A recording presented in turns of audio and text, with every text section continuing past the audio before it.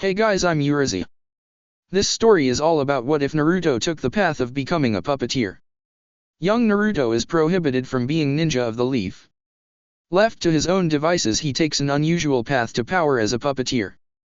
Before we proceed with the story, please like and subscribe to this channel if you liked the video, and don't forget to check the description for the other works of the author if you liked the story.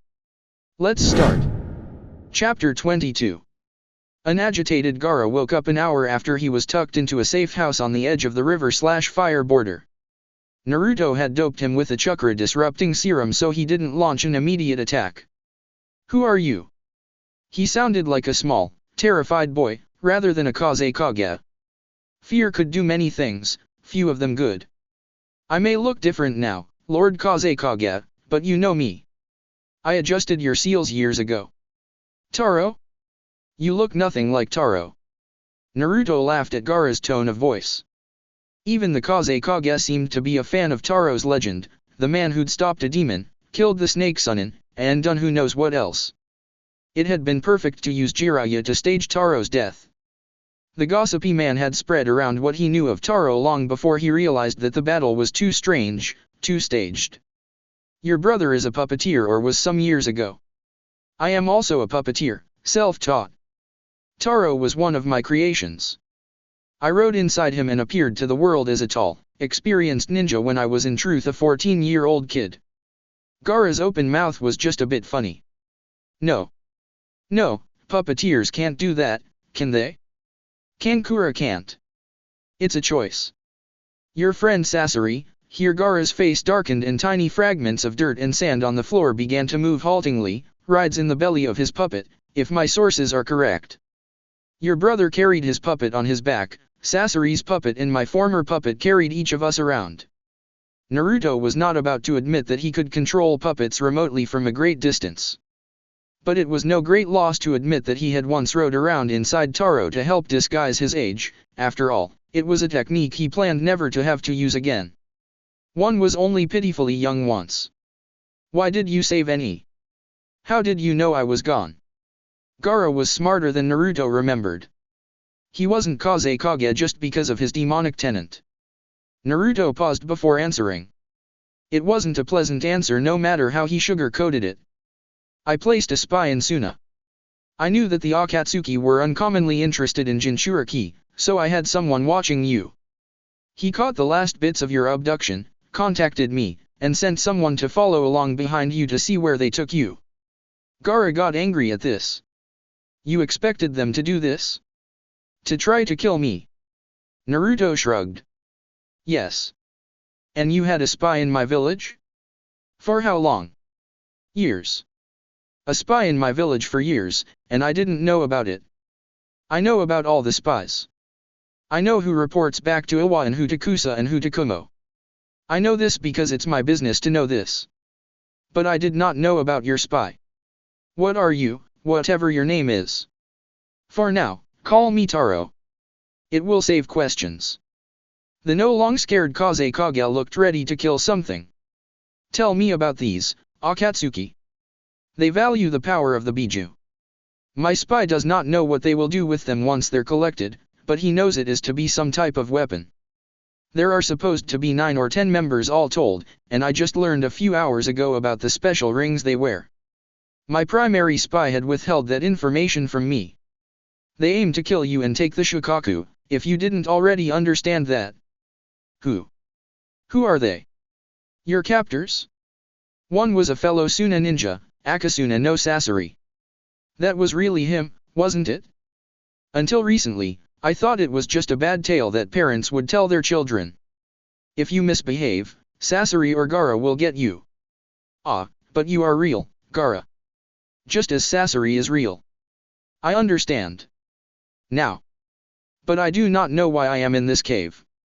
Assuming we weren't watched or followed, 50/50th chance I'd say, this will keep you safe for the immediate future. You needed to rest and heal. And we needed to have this conversation, Lord Kazekage. You aren't telling me something. There is a price for your help, I assume." "Yes, there is a price. But you get to choose what you'll pay. It isn't a permanent cost, either. So, you will either nominate a deputy to serve Suna until Akatsuki is dealt with and go into hiding, or I will nominate a deputy on your behalf and you will go into hiding. What? The choices are clear. I have made a horrible mistake leaving the Jinchuriki actually exposed to the Akatsuki, a mistake I shall remedy. I wanted to use you as a type of bait so that I could stalk my own prey, but I almost allowed Sasori to gain what he wanted at the cost of your life. It is too dangerous even for someone like you to be out in the world, as that man has probably spent some years preparing to confront you in addition to his normal range of skills. He'd probably developed special ways of dealing your sand, as I put together ways of dealing with his best-known weapons. Shortly all the Jinchuriki I know of, save that blasted eight-tail who must be gifted at evasion, will be safe and replaced in their public lives by acceptable surrogates. Gaara had nothing to say. He did wave his arm, expecting a wall of sand to attack this crazy person speaking with him. Nothing happened. Stop it. Your chakra is disrupted for a period of time. How? A mild poison refined by Tsunade of the Sunin. I stole a set of her private lab books from Konoha many years ago. The Hokage had them among his personal papers in his office when Naruto ransacked it. Kabuto, before his well-deserved demise, had further refined Tsunade's formulation, but Gaara didn't need to know that. The poison won't last forever. When it wears off, I'm gone, and you've got yourself an enemy, Taro. Well, I'd rather avoid that last bit. Why don't I let you observe a few things?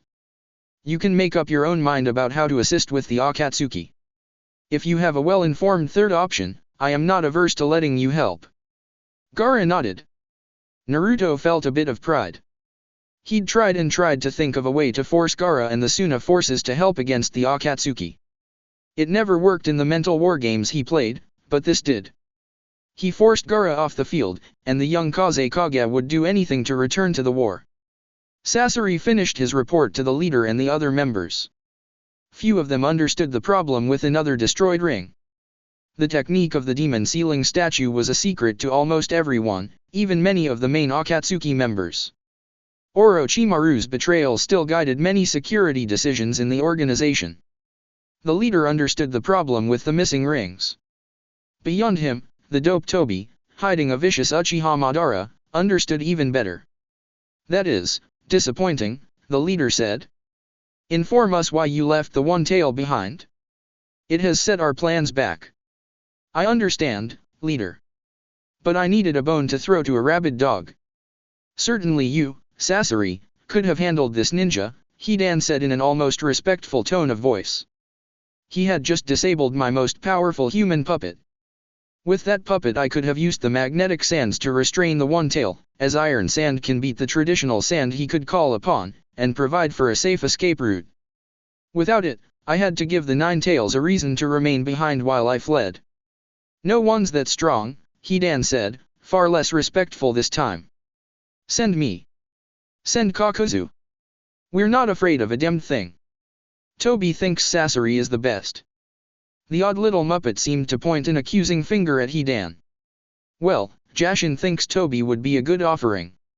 Shall I come to the cavern you're in right now and give you to my lord god? Tobi thinks Hidan is a bad ninja. With that, Tobi squeezed his hand, and 100 kilometers away Hidan's throat was crushed. And now Hidan is off with Jashin. The leader shook his head at Tobi but said nothing. Over the years, Tobi had killed 3 Akatsuki who annoyed him. It made recruiting rather difficult once a few stories got out. Evil ninja of a certain caliber tended to trade stories rather than exchange blows when they occasionally got together to drink and gossip. Once Gogo of the Claw and Hiro Takeda from T-Country mysteriously died, rumors got out about the last clients each of them had worked for. People stopped responding to queries from a plant-headed man formerly of Grass Country. If Hidan's death got out, or if Hidan were missed by outsiders, it would hard to refill the gaps in the organization. They had no swordsman of Kisame's caliber now even years after his death. They had a powerful Uchiha in Madara but they didn't have anyone with such a public reputation as Itachi. Now, Deidara and Hidan were dead, both killed by Akatsuki members. Konan, Zetsu, Kakuzu, Madara, Pain, and Sasori were all that remained. The unstoppable plan Madara had presented all those years ago to serve Pain's goals, world peace enforced at the edge of a kunai, had ground to a halt. It was no longer unstoppable. Some days Pain wondered whether it was a mistake to have gone with Madara's plan. There were days when Pain wondered if that bastard Uchiha cared for anything other than the nine-tailed fox. He seemed bored when the others were discussed, but the hunt for Uzumaki Naruto always got Tobi interested. Kakuzu finally broke the awkward silence. Deal with Tobi later, leader. For now, I wish to discuss my former homeland, Hidden Waterfall. We've assembled the mercenaries there. We're paying them now from our treasuries, but we're not getting any value from them. I propose to journey there to train them. Leader listened and then nodded. An excellent proposal. With the increasing difficulty of sealing the Biju, we may need to fall back to a less desirable plan. Unleash hell on the world and then offer protection. We can bankrupt the elemental nations, send them into poverty, and destroy their ability to wage war forever. The caveat is that we won't have the ultimate weapon in reserve as a threat, however. Tobi started up again. Tobi thinks the Biju are pretty. Tobi thinks Akatsuki should have the Biju, so much pretty chakra. Thank you, Tobi, leader said. But we've delayed matters for a decade already. It is time to begin.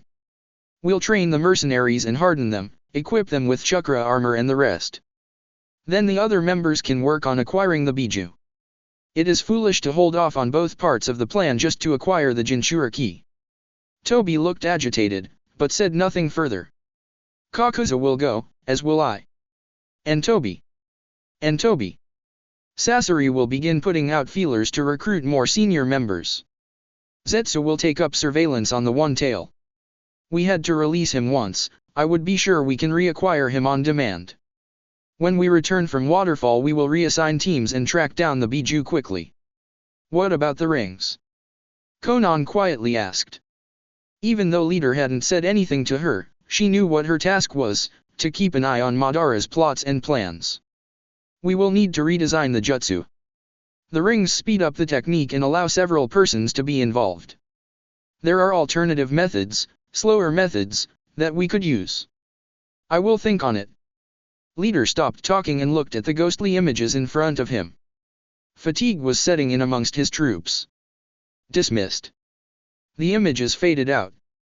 Pain wondered again if he should get rid of all this, and return to his original plan. Have Konan and the Six Paths of Pain perform the devastation needed to effect peace. Mercenaries and money, levels, and stages and plots, blah, it was all too convoluted. Peace through hellish, unrelenting war, that was a contradiction Pain could understand. Beast Realm could summon hellish animals until the Shinigami ate everyone's soul. God Realm, well, that path could do most anything. The other paths could lay waste to a country each. It was an alternative plan. Perhaps he'd be able to speak with Konan about it soon. Madara was getting increasingly unstable. If Uchiha Madara had to die for Pain's plan to work, well, Pain could find a way to kill Madara this time. Jiraiya, Go-Daime Hokage, took the unusual step of leading the small force himself. His spy network had let him know of Gaara's kidnapping, and he had mobilized the force within hours. He'd had to reassign several missions and recall a few people only a couple of hours outside of Hidden Leaf. The small expeditionary force had himself, 7 Jonin, and 4 Chunin in it. Tsunade, along with the Sandaime, were taking care of things back in Hidden Leaf. One of Jiraiya's first acts was to recall Tsunade, pay off her gambling debts, and install her in the hospital to remedy the various turf wars and training debacles they had going on there. The Slug Sunin hadn't been happy, but she had returned in exchange for the debt forgiveness. The problem was that the Hokage and his force arrived in Suna about the same time when a strange-looking ninja helped Gaara off a medical litter held up by shadow clones and escorted him to the gate. "Kaze Kage," Jiraiya said. An extra pale young man turned around and nodded his head. "Lord Hokage, what brought you here?" "I thought our ally had a problem," the Hokage said. "Our alliance is strained at best. The reparations Hidden Leaf demanded after the invasion have destroyed our economy to this day. Then this. Don't tell me you had a spy in my village." Jiraiya almost took a step back at Gaara's vehemence. "I won't. You're here, Gaara said. You might as well come in. Do you wish to attend, Taro? That got Jiraya's attention. The small young man didn't look anything like that massive Taro puppet he'd fought and killed all those years ago. Was this what his godson looked like? It was possible to see a bit of Minato in this young man, maybe. I will stay for a moment to ensure you're well situated, Lord Kazekage.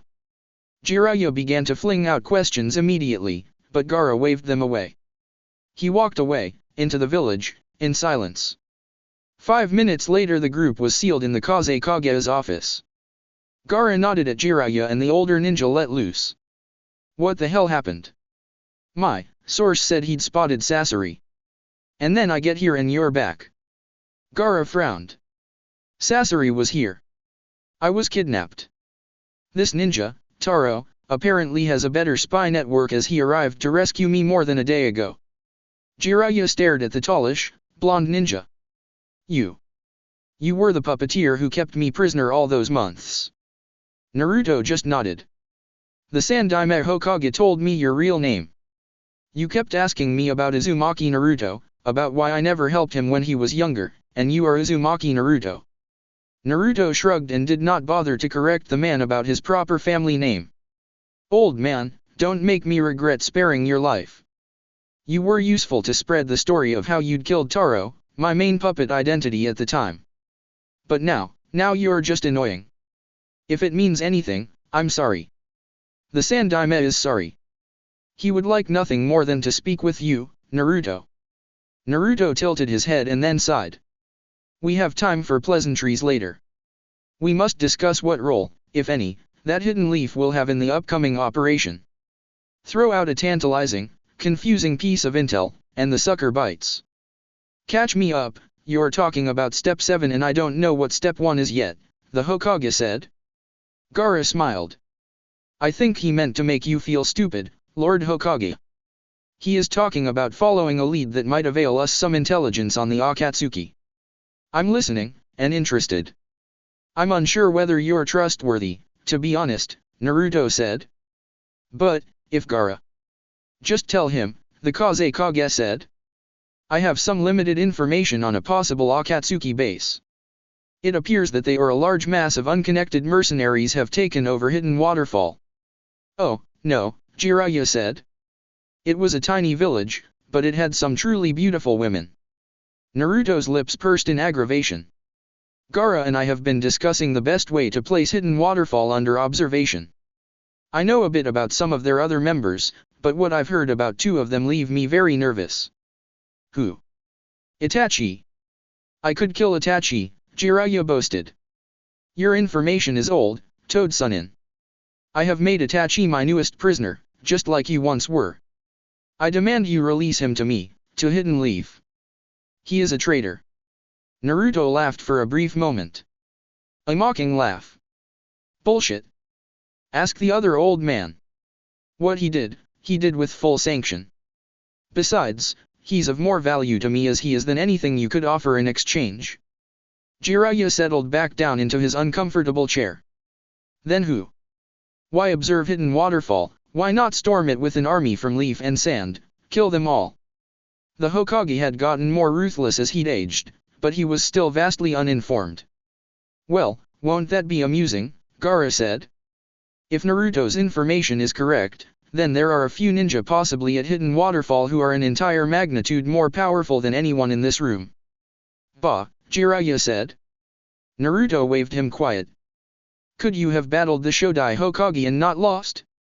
One of the reputed Akatsuki did just that, and another has reputedly slain Salamander Hanzo, the man who you and your 2 teammates couldn't best at your prime. Hanzo's dead. This is going to be a long meeting, isn't it? Gaara asked. I need to eat. In truth, the Gaara puppet required no food at all. But the shadow clone running the puppet decided to give Gaara a deep cover. The real Gaara was unhappily watching this conversation from a protected bunker. His comments kept the shadow clone running the conversation, from Gaara's end, correctly. The Jinchuriki was rather upset about the arrangement, but he was far less vehement than the 2-tail and the 7-tail. Naruto had trouble keeping enough shadow clones nearby to keep those puppets functioning. Naruto had long possessed bases near to each known Jinchuriki, so it hadn't taken much time to arrange the kidnapping operations, but keeping things together was a different story. Naruto, as he refrained from injuring Jiraiya out of anger for the man's continuing arrogance, knew he needed to deal with Akatsuki quickly. Keeping 7 different Jinchuriki confined against their will was not easy, and it wouldn't last for long. Naruto tamped down his instincts just to go and deal with Hidden Waterfall himself. He was powerful, it was true, but he knew he needed some sort of ally to assist him. He had no idea what this Pain and Madara were truly capable of.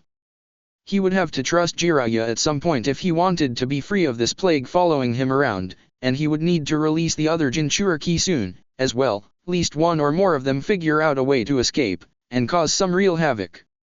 Chapter 23. Naruto had argued strenuously against bringing all of Jiraiya's ninja plus some from Suna. We're spying. 3-4 people tops. One of the haughty Konoha ninja, none of whom knew who Naruto was, said, "It's for Lord Jiraiya's protection." So, this travesty had spent more than a full day organizing itself, and then moved at half the speed Naruto could by himself. He began to get a sense of what having allies could mean. It had been much better to have students. With a 4-man cell, Naruto had devastated an entire country over the course of a few months and, with a 2-man cell, lured out Orochimaru and killed him and banished many of his snake summons away. After Orochimaru's death, Naruto and Number 3 had spent a bit of time lacing poisoned water sources with the poison neutralizer. With just 4 good ninja, he could cause, and eventually remediate, devastation. With 20 they moved like a snail. The group had made a camp. On a recon mission, what folly, 4 miles into the border of Hidden Waterfall. Now, nearly 3 days after Naruto volunteered the information, a team of almost 20 ninja were spying, on not much at all. Hidden Waterfall was actually the most hidden of any ninja village, relying on a cave system with protected secret entrances. Jiraiya and 2 of his Jonin were surveying the southern portion of the hill that had the main entrance hidden behind a beautiful waterfall. Gaara and some of his ninja were monitoring the northeastern portion, along with the best view of the falls.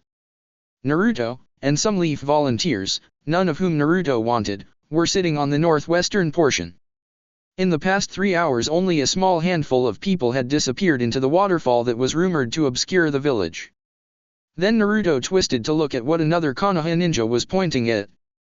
A Leaf ninja with Jiraiya's group was sneaking out from the protected forest area the kilometer or so from the base of the hill that contained Hidden Waterfall's caverns. "What is Jiraiya thinking?" Naruto asked. He got no response. But, as he watched, he saw Jiraiya's response. The Go-Daime Hokage ran after the ninja and tried to return him to the protected cover. That just made the rogue ninja run faster. Soon both were climbing the stony face of the hill. This man is a Chunin and the Hokage, and he couldn't think of a sneakier way to stop an errant ninja. Naruto had more to say, but the explosion at the top of the hill stopped him. With a look of horror, the solid stone top of the mountain, at least a third of it, cracked and collapsed onto the caverns underneath. Naruto saw a flying toad with a white-haired man clutching onto it. At least Jiraiya had escaped. But unless that collapse had killed or injured a great many of the ninja inside, this was about to get ugly. Like what happened to a dull-minded child poking at a wasp nest with a stick. Whoever wasn't dead inside would soon be streaming outside to deal with the problem. And, if Naruto's intelligence was right, there were some powerful mercenary ninja inside. Jounins from villages all over the elemental countries, powerful fighters from village-less clans, and plenty of murdering bastards freed from every prison imaginable. Individually Naruto could best any or all of them, but in a quantity of several hundred or a few thousand, that was a different story. Even the Flowing Red Death, his most prized and secret technique, had scaled to kill only 300 at a time. He did use chakra cables to control them, but each Red Death puppet clone required more than 10 individual chakra strings to control it. He wouldn't easily be able to deal with that many by himself. A real Gaara could kill hundreds with the right sand technique, but the Gaara sitting across the way was much less powerful. "We need to leave now," Naruto said to the Leaf Nins performing surveillance with him, or was it on him? "Not until we know Jiraiya-sama is safe." "You can leave if you're scared, little." Another unfinished statement. It wasn't an army that appeared on the field. Now, it was a slight, pale woman with her hair tied up, wearing a black cloak with red clouds. And a little ninja wearing a bizarre orange mask. And another ninja, oh, right, Itachi had identified him as Kakuzu. This expedition was doomed then. 3 Akatsuki. 1 immortal, Uchiha Madara, and someone with the Rinnegan, which was still mostly a mystery even after years of trying to learn of its effects. The woman surveyed the destroyed mountain and then seemed to track the different locations where Konoha Ninja and Suna Ninja were stationed. A few seconds later, she did some unusual hand signs and slammed her hand into the ground. 5 more ninja were now standing around the girl. Naruto had seen many things in his time, but he had never seen a ninja summon another ninja. He took a second to create a few dozen Kage Bunshin, which immediately ran away from Naruto. They encircled the half-destroyed hill within a few minutes, while the orange-masked ninja and one of the dark-haired summoned ninja spoke, and hunged into other things, rocks, branches, and the like. When Naruto fled he still wanted to observe what happened. Once his spies were in place, and the Akatsuki had made up their minds, Naruto gave one last warning, retreat. And then shined away. Naruto was worried about Jiraiya, as the man was a powerful ninja, but the Jonin he'd brought along hadn't impressed Naruto. The real Gaara would be just fine, even if the puppet version of him was in danger. Naruto thought he was in the clear, until he felt something powerful shunshin behind him. He leapt and avoided a kunai to the spine. The orange-masked freak, Itachi said this was Uchiha Madara's disguise, was fast and not given to long speeches. A true ninja. Naruto heard something like an explosion in the distance. He hoped the Konoha nin had finally had the sense to flee. Naruto banished a few hundred micro-puppets at Uchiha Madara. The first few landed, but the others passed right through. That was some kind of ultimate defense, phasing out of reality. Naruto shined again and tumbled away from his landing spot. Again. He hoped that the minuscule amount of chakra poison, and 1 or more micro-puppets worth of optic nerve poison, had stalled Uchiha Madara. He took a moment to breathe, to calm down. He hadn't felt this kind of terror even when he killed Orochimaru with his puppets. Why did this feel so different? Was being exposed like this worth it? He could do just as much running a puppet again from the safety of a bunker. He felt a shunshin, slower and more wasteful, and somersaulted forward. As he was upside down, he shined again and rolled to the ground in his new location. That damned Madara was stalking him now. Naruto dropped a few slips of paper and then waited to feel the incoming shunshin. When he felt the chakra, memorizing it so he could always identify Madara in the future by chakra feel alone, he rolled again, this time to the left and shined. As he disappeared, the chakra string connecting Naruto to the papers was severed, intentionally. Just as Madara materialized, the papers beneath and to his sides released their contents. An explosive gas, a poison gas carrying even more deadly on this vapors. Madara avoided the physical blast, but the micro-puppets that remained behind reported Madara began to cough. That was good to know. Excellent, in fact.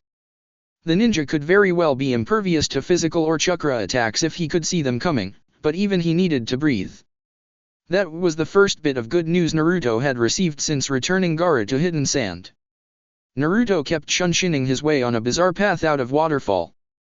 He monitored the micro-puppets surrounding Madara, but was unable to harm him again. He remained intangible for the moment, but he wasn't pursuing.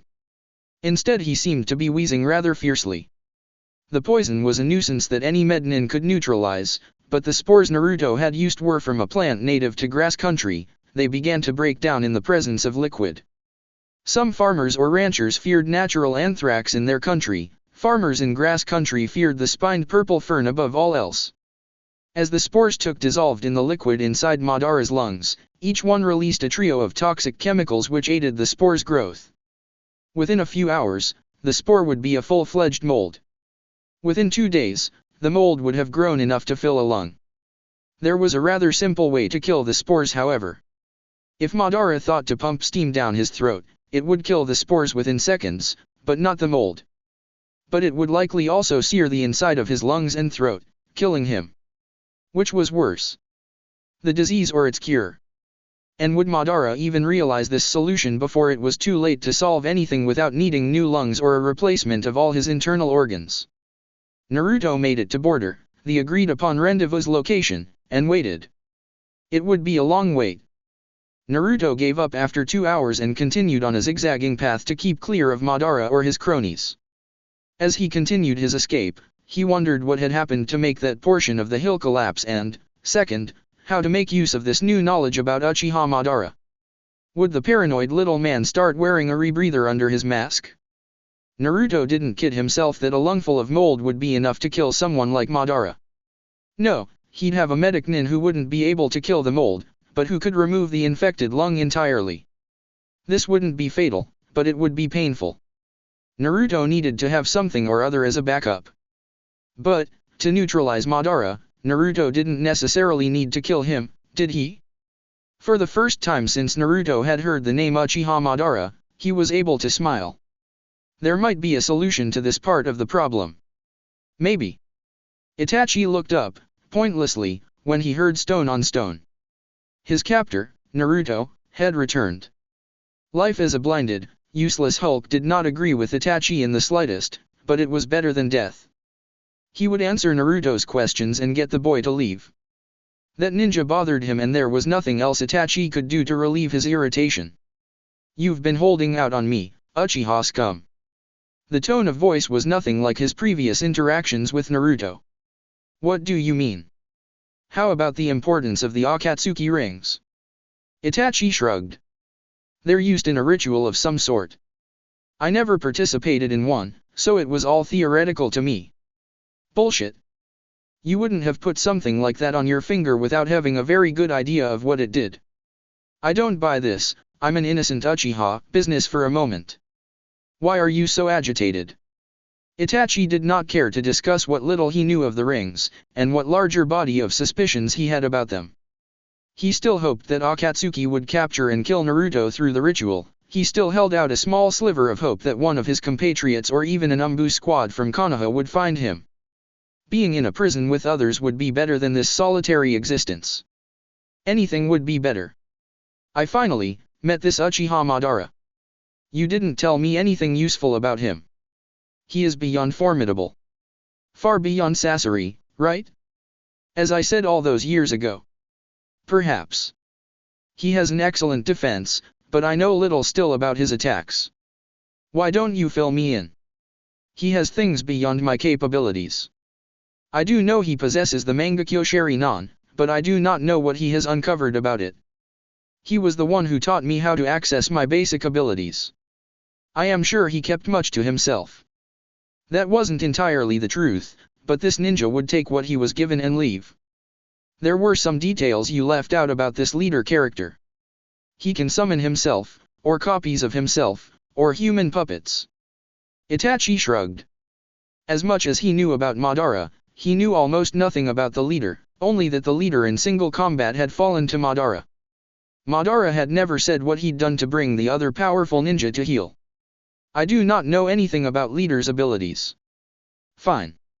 Let's play this game. You've starved a bit. Your water tap stays on, but no one will bring you food until I return in a week. We'll see if hunger loosens your tongue, Itachi." Naruto left the room before Itachi could even respond. When he shouted after his captor, he heard only footsteps receding. It would be a hungry week. Itachi had done the right thing in the negotiation, but Naruto was playing by a different set of rules. Uchiha Madara, dressed as a half-wit named Tobi, walked through the devastation inside the caverns of Hidden Waterfall. He killed any man wounded too much to be of further use to him. Mercenaries could be hired for a few thousand ryo, jounin ranked missing nin for 10,000 a month. Hiring a new crop would be expensive but better than having to pay a bunch of cripples. Weakness. If there was one thing he couldn't abide, it was weakness. As Mizukage, he had implemented the academy's training regimen. Students paired together from the moment they entered the academy, who, 4 years later, were forced to face off in a fight to the death. That was motivation. The problem, the reason he was not feeding a paralytic to the nine-tail carrier and keeping him imprisoned until pain solved the extraction procedure problem, was because he felt weak right now. That bastard had done something to him. With his time/space ninjutsu, he should be invulnerable, but that rabid child had still managed to land an attack, several attacks, if Madara was being honest with himself. Toby jumped up and snapped another mercenary's neck under his feet. Something was happening inside his body. He'd need to find a good mednin soon to figure out what was happening. He'd been hit by small pellets at one point, and was dosed with some type of powder. His body felt weaker. His muscles were beginning to feel tired. He was Uchiha Madara. He was an immortal. This punk was always slated to die, but now Madara would ensure it was unusually painful. Madara had not been wounded in battle in many decades, not since the last year of his reign as Mizukage. He had bored of the position and the pissant village he led, and he got sloppy. An assassin from Kumo managed to land a single attack, before the water in his body vaporized and he exploded outwards everywhere. He wasn't overly fond of pain or illness, or of any type of weakness. Madara spotted one of Pain's bodies and jumped toward him, looking foolish and carefree, trying to keep from coughing. Toby got to kill 3 people. He'd dealt with the Jinchuriki's spying compatriots before pursuing the Ninetail. Stop it with the stupid, Toby this and Toby that. What do you want? The Ninetail in a prison cell awaiting the new extraction technique you promised.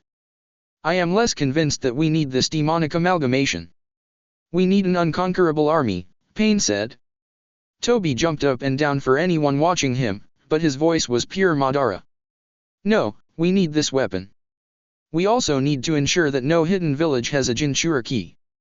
Our regular members are strong, but the Ninetail likely killed Kisame and Itachi by himself, and that was 3 years ago. We will not be able to assemble an army of S-rank ninja. We need the hidden villages weak enough to conquer. Our army would be worth less than warm spit if one of these demmed Jinchuriki showed up and slaughtered them. You said it yourself years ago, Pain. I know. But I am reassessing. The loss of the rings. It would take us another decade or longer to reforge the statue and the rings. There are other techniques we could use, but they would probably fail against the Seven-Tail and its betters. The King of Hell technique had the advantage of using the power of the already captured Biju to help harvest the next ones. That's the reason we need to harvest the 1-, 2-, or 3-tail before attempting anything harder. You know all this. Why are you pushing? It was always meant to be a tool of last resort. We would be able to use it, at most, once. After all, we can't enforce peace on a bunch of dead people. Toby was quiet for a moment. I defeated 3 of your bodies in our little spar. That was before your glorious little battle with Hanzo. I was stronger then, and I'm stronger now. That's the reason I'm in charge here. We will capture the power of the Biju. You will make this happen. Strength is the only thing that will allow us to succeed. The Pain body just shook his head. It wasn't acceptance or agreement, but it signaled no more argument. What did you think of the Ninetail? Pain asked. Mediocre skills at best. But he managed to set a couple of interesting traps with little notice. He'll have to be captured with the element of surprise on our side. An interesting assessment. I, however, am more interested in how Sasori assessed him. An unknown type of power. From the volunteer, we know he is some type of puppeteer. Puppets are nothing. Useless. Pain just smiled. We shall see, Madara. We shall see. I care not for opinions. I want results. Madara leapt away before he lost control of his need to cough. 100 meters away, he allowed his body the luxury of a cough. The deep, nasty rattling sound unnerved the ancient ninja. The Ninetail would feel pain for days for this affliction. Naruto took a few days before returning to Hidden Sand. He thought he had lost Uchiha Madara, but he was paranoid enough to keep to an unusual path. When he arrived he found Gaara in good condition. He also found Jiraiya almost ready to return to Hidden Leaf with his arm in a sling. Apparently he'd busted his hip in the whole debacle. Naruto took the time to get Jiraiya by himself before asking a few hard questions. What the fuck happened? Asked Naruto in his calmest, most dangerous tone of voice. The man I followed, the ninja I tried to stop, had been sent by my village on a suicide mission. He was to kill me. Naruto cupped his head in his hand. Why am I not surprised? Jiraiya at least sounded anguished about this realization, that a faction in his home hated him enough to attempt a clumsy assassination. When he was a quarter up the mountain, I was nearly able to stop him when I took a second to summon a large toad. His tongue shot out and wrapped around the ninja. When Gamma turned him around, the ninja was smirking.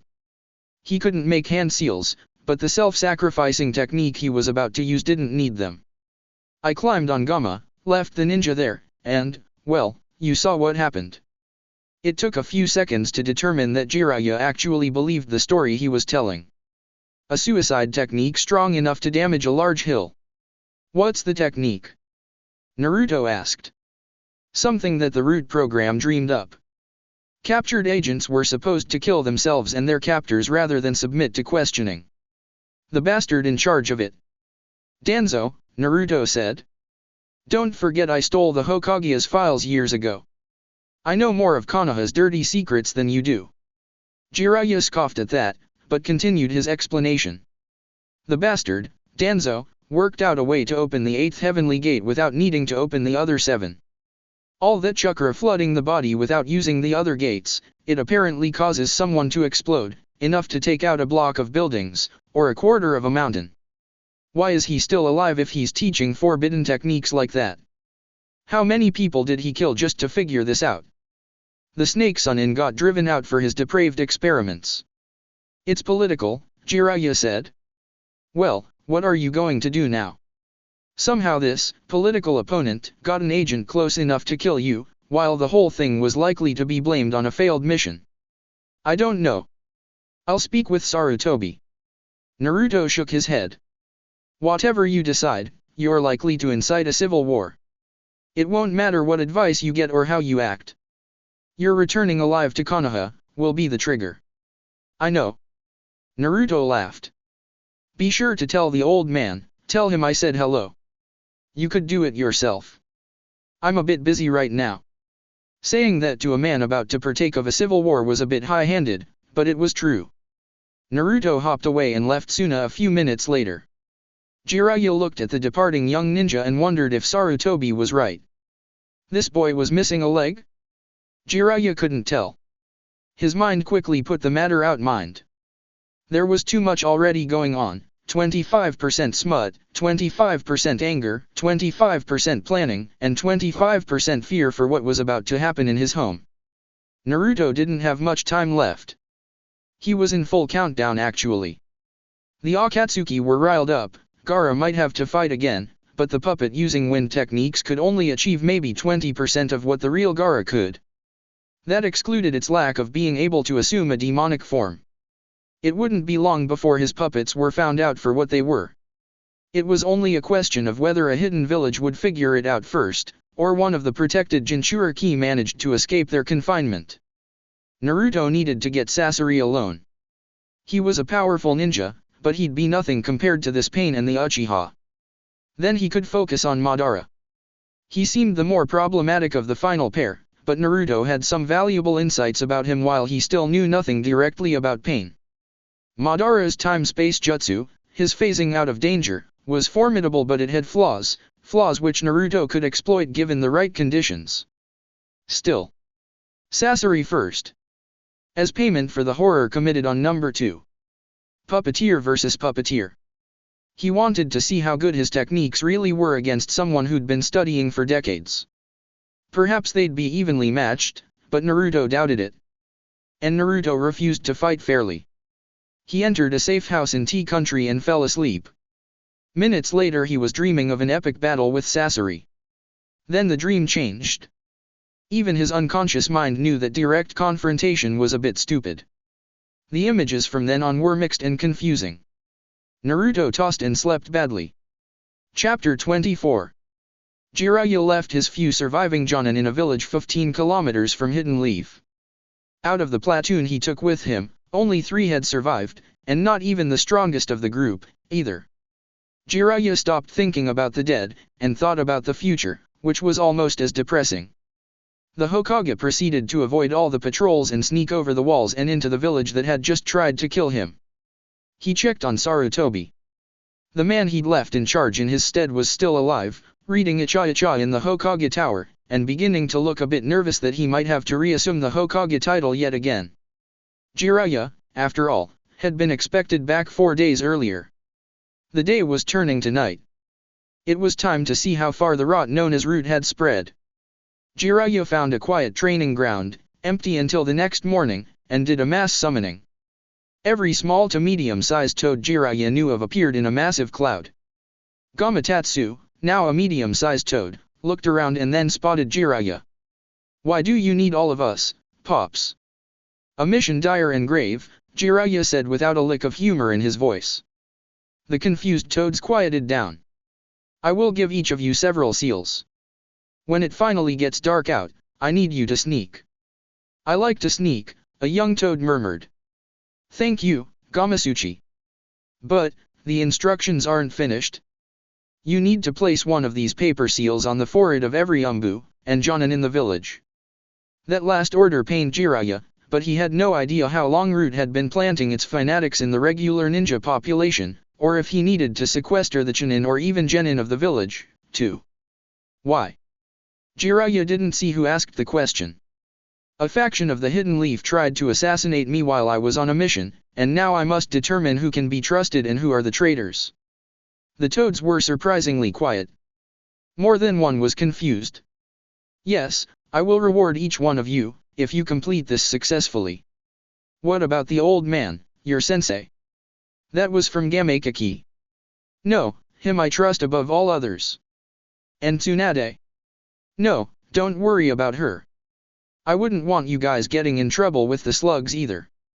"You got it, boss," Gamatsu said. Jiraiya then handed out the seals written on paper. There were far fewer than the total number of Umbu and Jonin registered in the village, but many of those high-level folks would be on missions. There should only be a few dozen in the village right now. "Thank you." Jiraiya leapt away. He was going to deal with Danzo personally. Gamakaki opened his mouth to get everyone organized, but then closed it again. "Hey, we never asked what these things did we? I hope it's nothing too bad, bro," Gamatsu replied. "Me, too. It's just too much of a coincidence," Naruto said, for the 5th time. He was in Tea Country, trying to find Sasori. Then he discovered, through one of his spy outposts, that Sasori was in Tea Country on some type of business. It smelled like a well-baited trap, but it was so rich an opportunity Naruto knew he couldn't pass on it. He knew he was being paranoid. No one knew Naruto was in Tea Country right now, but it still felt a bit too convenient. It wasn't something Naruto could pass up. Naruto took an hour to select the items and tricks he would be taking with him into battle. This would be his first time really battling a puppet master. Neutralizing the third Kazekage hadn't really counted. Now Sasori would probably know of Naruto's likely attack and would have had time to prepare. But, for the sake of his dead student, number 2, Naruto could do no less than avenge her death. He began to move toward the exit, then he stopped. This really was too obvious. Sasori might really be on business here, but what if he were used by Pain or Madara to weaken and draw Naruto out? He was seeing plots in the shadows, he realized, but such vigilance had saved his life before. If it's Madara, yes, that might do very well. Poisons of the airborne variety apparently worked, but Naruto had stumbled upon an idea that might work even better. It took a quick trip into river country, a delay of several hours, before Naruto returned fully prepared to take on Sasori, and whoever else might be involved. The tea warehouse manager, one of his oldest puppet identities, had been able to keep a watchful eye on Sasori as the man waited briefly on the docks from the river traffic. He lost track of the ninja for a few hours, but eventually Sasori returned to the docks. When Sasori left, a shadow clone that helped to manage the tea warehouse manager dispelled itself and Naruto adjusted his course. He had not wanted to start something with Sasori inside a civilian village. That was beyond foolhardy, for the inevitable collateral damage it would cause. 7 kilometers outside the largest trading village, Sasori stopped. That chakra, it was what the Nine-Tail felt like. The little ninja had spies of his own. How quaint. The hunter, Sasori, was being hunted by another puppet master. What are you waiting for, little Uzumaki? For the right moment. Naruto's voice came from nowhere in particular, a voice throwing technique pioneered by puppeteers in centuries past. Figures that a stupid little ninja like Uzumaki would learn such a trick. Inside his battle puppet, Sasori began to prepare.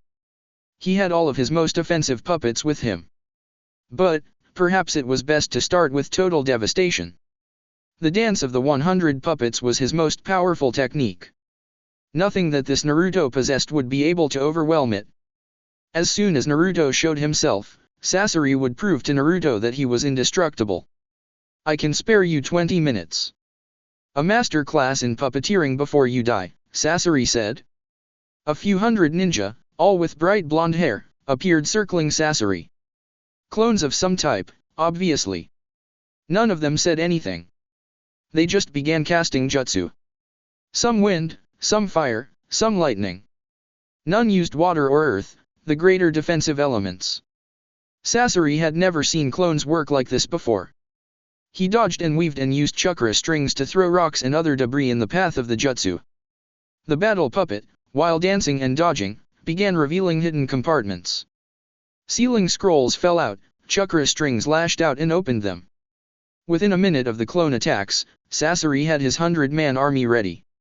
Each of these puppets was of a conquered foe, their preserved human bodies now placed into his service. Sasori had trained for a decade to be able to control all these puppets. It was the most devastating technique he, or any puppeteer, would ever create. With all his mechanical constructions, he was able to control the 100.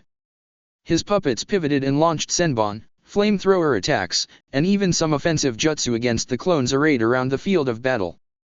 Sasori prepared for his next moves, finding that demmed Nine-Tail, when he noticed something. Every one of the blonde-haired clones, every one of them, was still there. A few had been hit, and none had turned into smoke or mud or water. These weren't any type of clone that Sasori was familiar with. That was when he noticed all of the clones smiling and making hand seals. Sasori used his 100 puppets to create an impervious shield around his battle puppets. Something strange was going on. Was he trapped in genjutsu? This wasn't real. No, not real at all. No opponent could replicate himself like this. Clones always had a weakness. Some of these were hit and still moving. One of them had an arm burned off, and it was still smiling. For a man with grand political aspirations, Danzo lived a simple life. He had a small house tucked in among where the civilians lived. He had moved in here with his wife when he was a genin. As he climbed the ranks and had the means to move, he never did. His wife had died in childbirth in this house, it was said, and so Danzo never moved, as a memorial to his dead wife and daughter. He never remarried, either. Instead of a new wife, he married into the Umbu Corps. Jiraiya hoped that having all the civilian houses nearby wouldn't give Danzo some sort of leverage in this fight. Danzo wouldn't care who died, so long as he won. Jiraiya had long told Sarutobi to remove the rogue Umbu trainer. The Root Division, disbanded but never truly disbanded, was an affront in a ninja division. The Umbu answered only to the Hokage, in theory, not to their disloyal trainer. He'd almost convinced his student, the Yondaime Hokage, to kill Danzo. Then he'd worked on Sarutobi once he regained the position. Of course, upon becoming Hokage, Jiraiya didn't follow his own advice. He had permitted Danzo to live. The man had seemed to have his uses, at the time. It was a mistake, a nearly fatal one. One should never become complacent around a deadly snake. Jiraiya snuck inside the house through a window he unlocked from the outside. Civilian-made structures were ridiculously simple to penetrate, odd that Danzo had never retrofitted it for security reasons. Jiraiya crawled inside as the sun finally set. The upstairs was clean, but looked like a civilian house 40 years ago did. Even the furniture was the same. Was this just a decoy home? Did Danzo really live somewhere else? The search lasted 10 minutes and turned up nothing. It was pure luck he stumbled across a hidden doorway, obscure behind a wooden panel in a hall, that opened onto a stairwell leading to a basement. He followed the steps, slowly, continuously checking for traps. Then when he thought to count the steps he'd followed, he realized he was long past arriving in a basement. He checked for genjutsu, but continued down the steps. When he landed on solid stone, he wasn't in a basement. He was in a tunnel carved from solid stone at least 50 meters underground. This was more Danzo's style. A bunker hidden underneath an innocuous home. It was another 30 meters before Jiraiya arrived at something that looked and felt like it was ninja designed. A solid steel door covered in arcane seals acid etched into the metal. Very permanent, very strong. But the door was open. Had Danzo or one of his flunkies been waiting for Jiraiya? Was this a booby trap after all? A voice drifted out from the room behind the open door. I see that my operatives failed. Come on in, Jiraiya. This confrontation has been delayed for quite some time. Now knowing it was a trap, Jiraiya did the foolish, gallant thing. He pulled the door open and stepped inside. Naruto had set up a base 3 kilometers from where his modified puppet clones were ringing in around Sasori.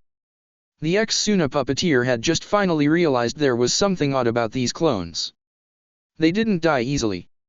Indeed, unless Sasori destroyed the randomly placed heartstone inside a clone, it wouldn't die at all. Some of these puppet clones would have to be attacked in the neck, others in the foot. Others still in the wrist or the thigh or the lower gut.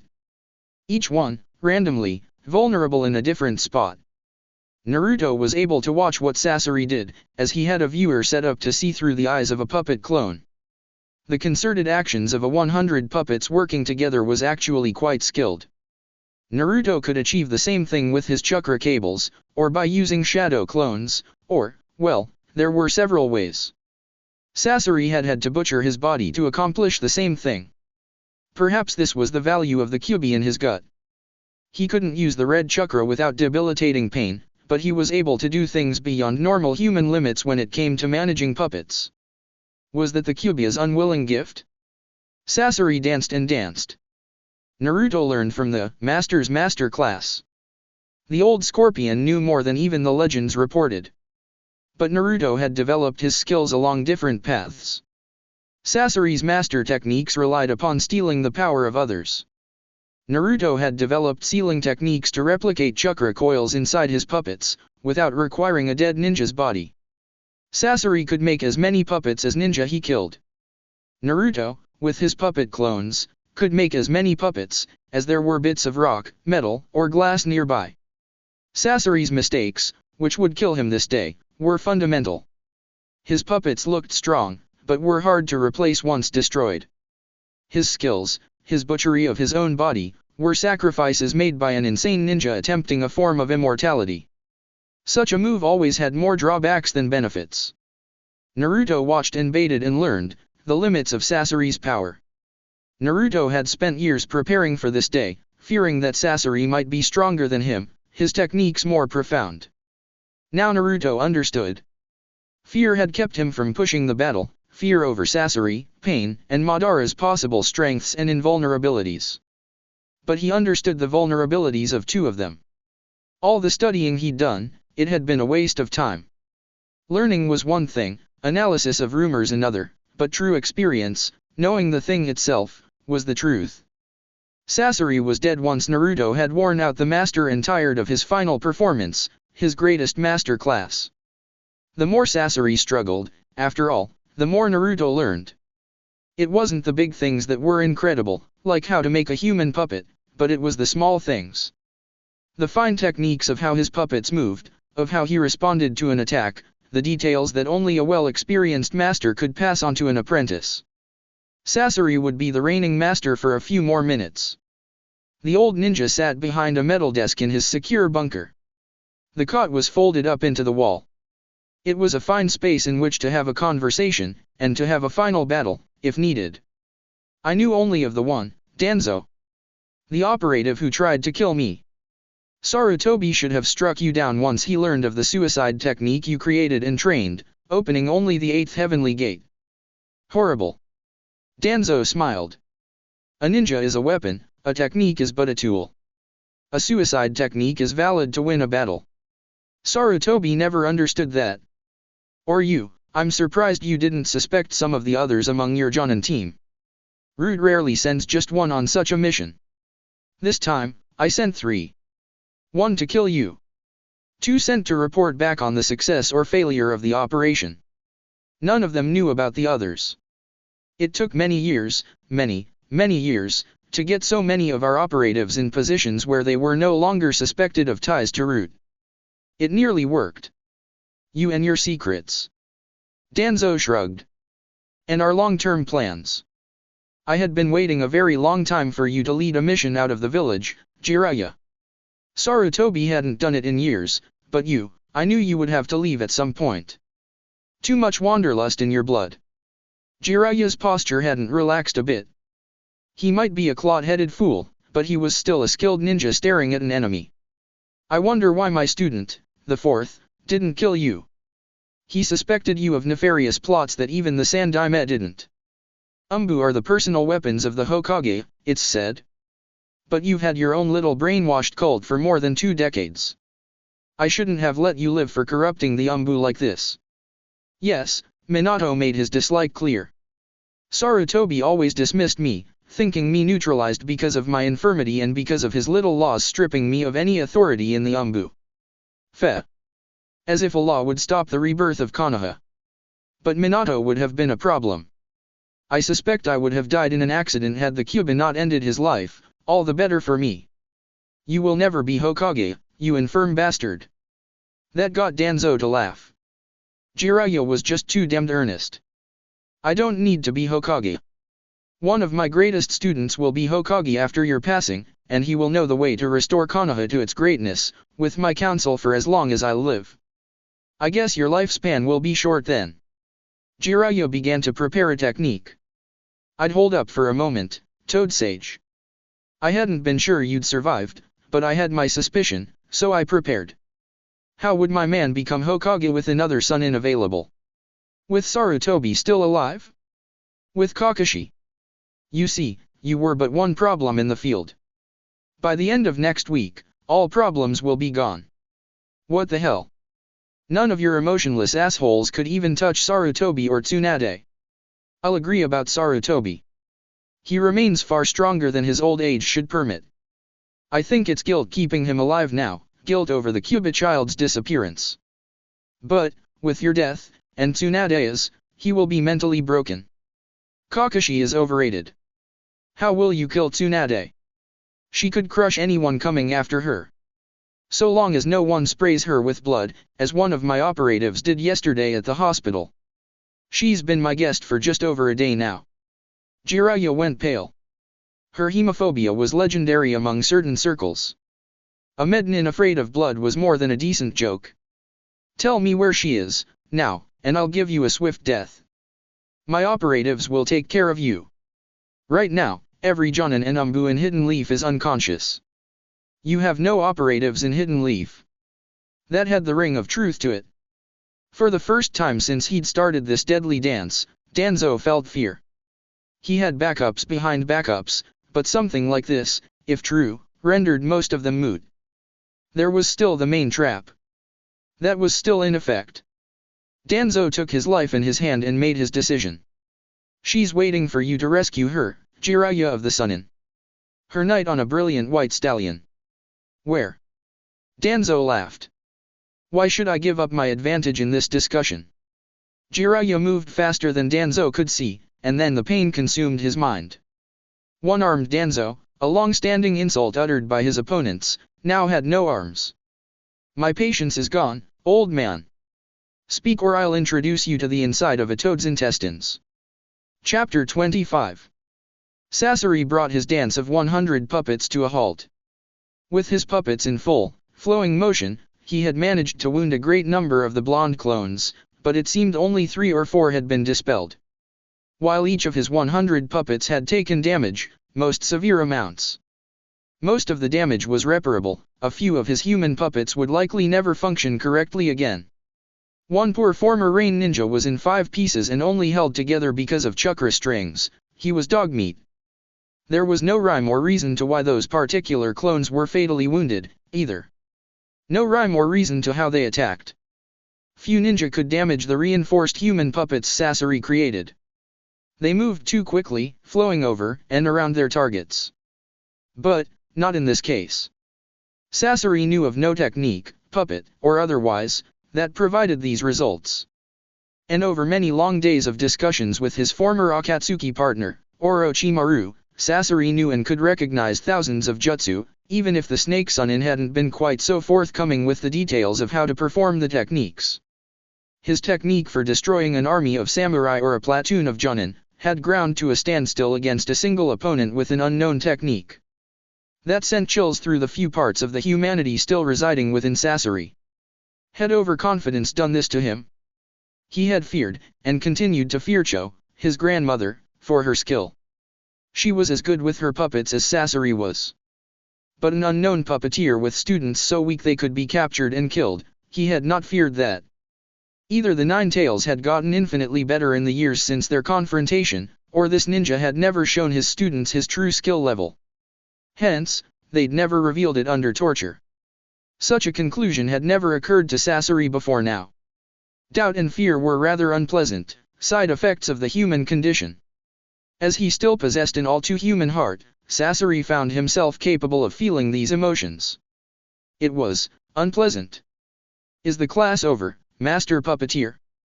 one of the clones mocked. "I'm just improvising an appropriate conclusion. Something truly artistic." With that the clones, en masse, dispelled. The Nine-Tail seemed to have given up. It wasn't possible, though. The Nine-Tail would want revenge. Sasori had found and killed the female student years ago, and the hunter nin student just a few months earlier. Pity the bastard had refused to talk before dying, but Sasori expected more than this. Still, Sasori didn't look askance at a gift. He began to run for his life. This opponent was too strange, too strong for even Sasori's most prized technique. He didn't even think of fleeing back to the village, even though that might have saved him.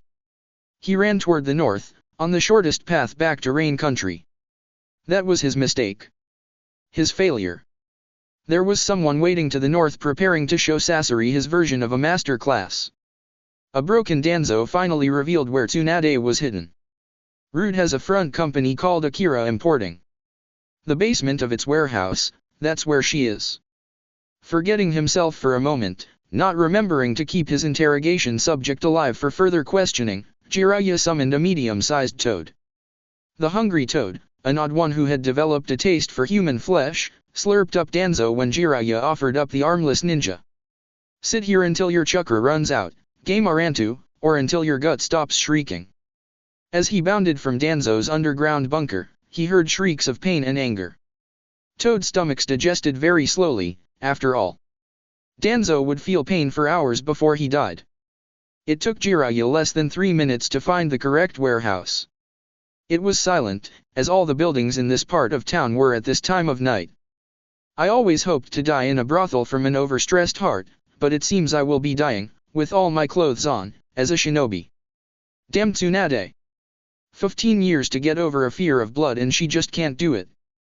He took a moment to test the air around him, seeking out chakra signatures for anyone above a civilian. Fruitless.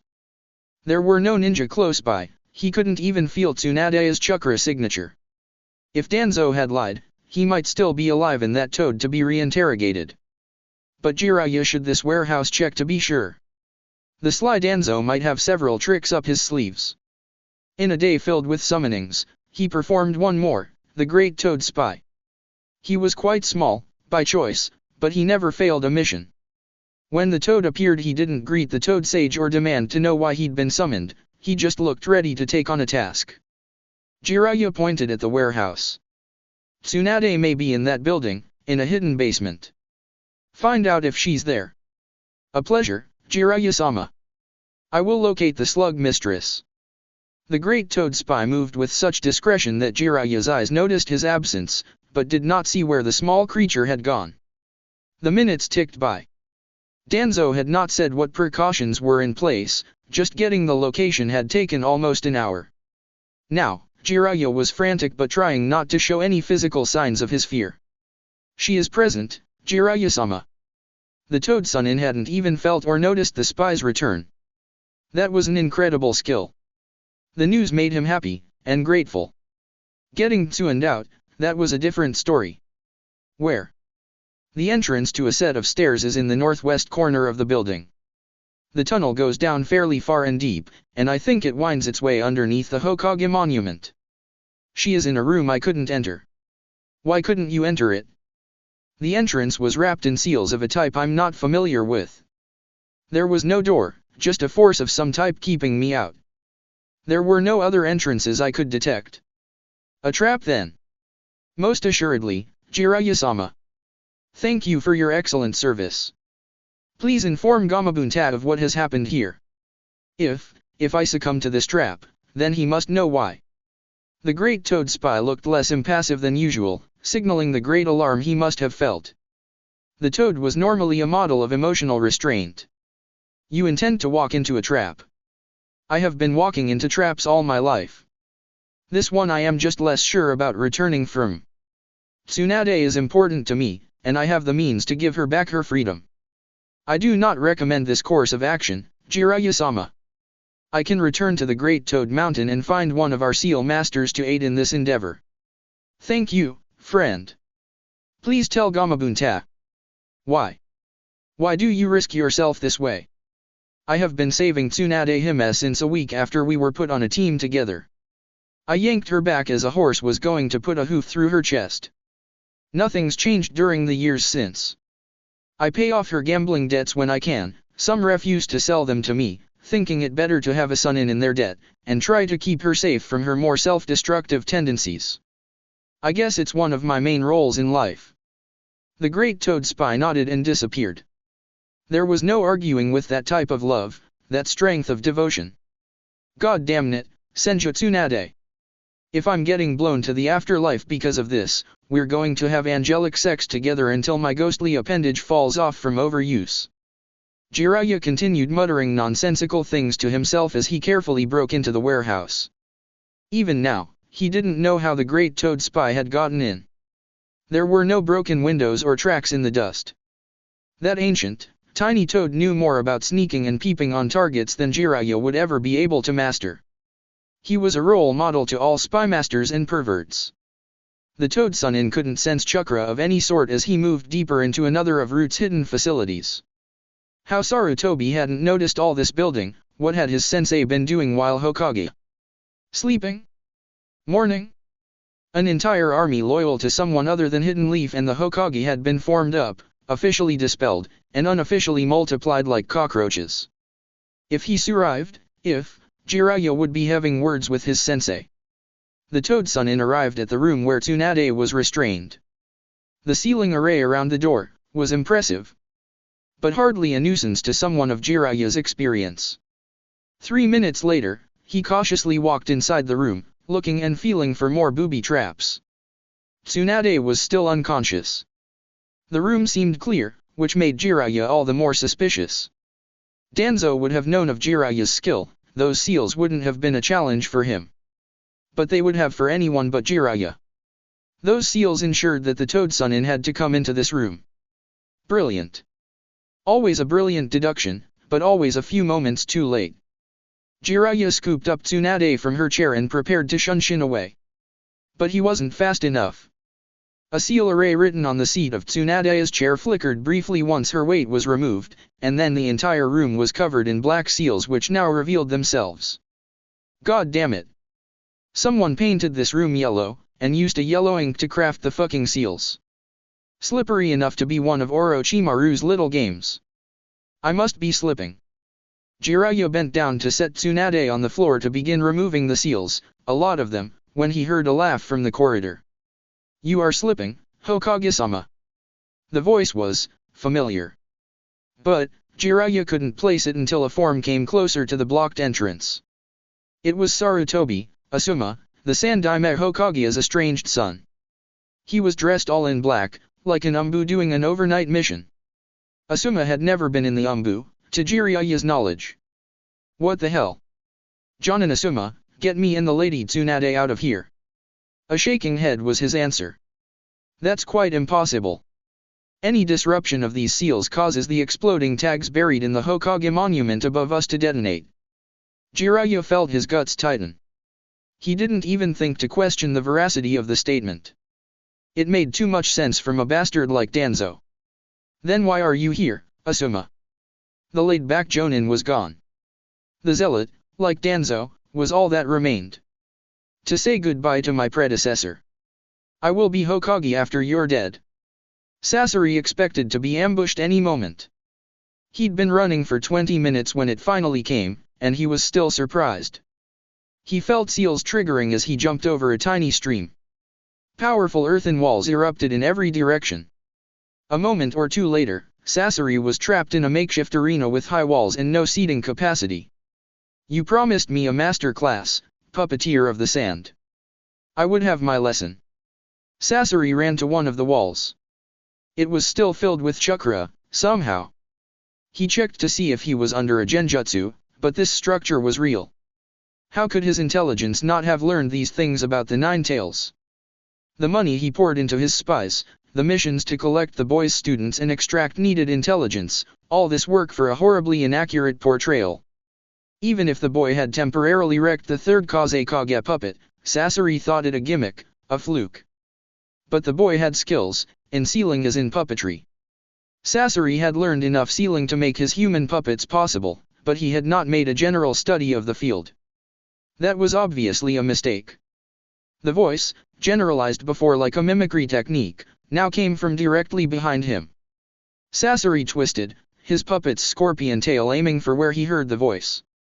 He'd expected to see nothing, but the stinger was impaling a smiling, blonde ninja, a ninja who wasn't dying. This wasn't a clone, this was a puppet.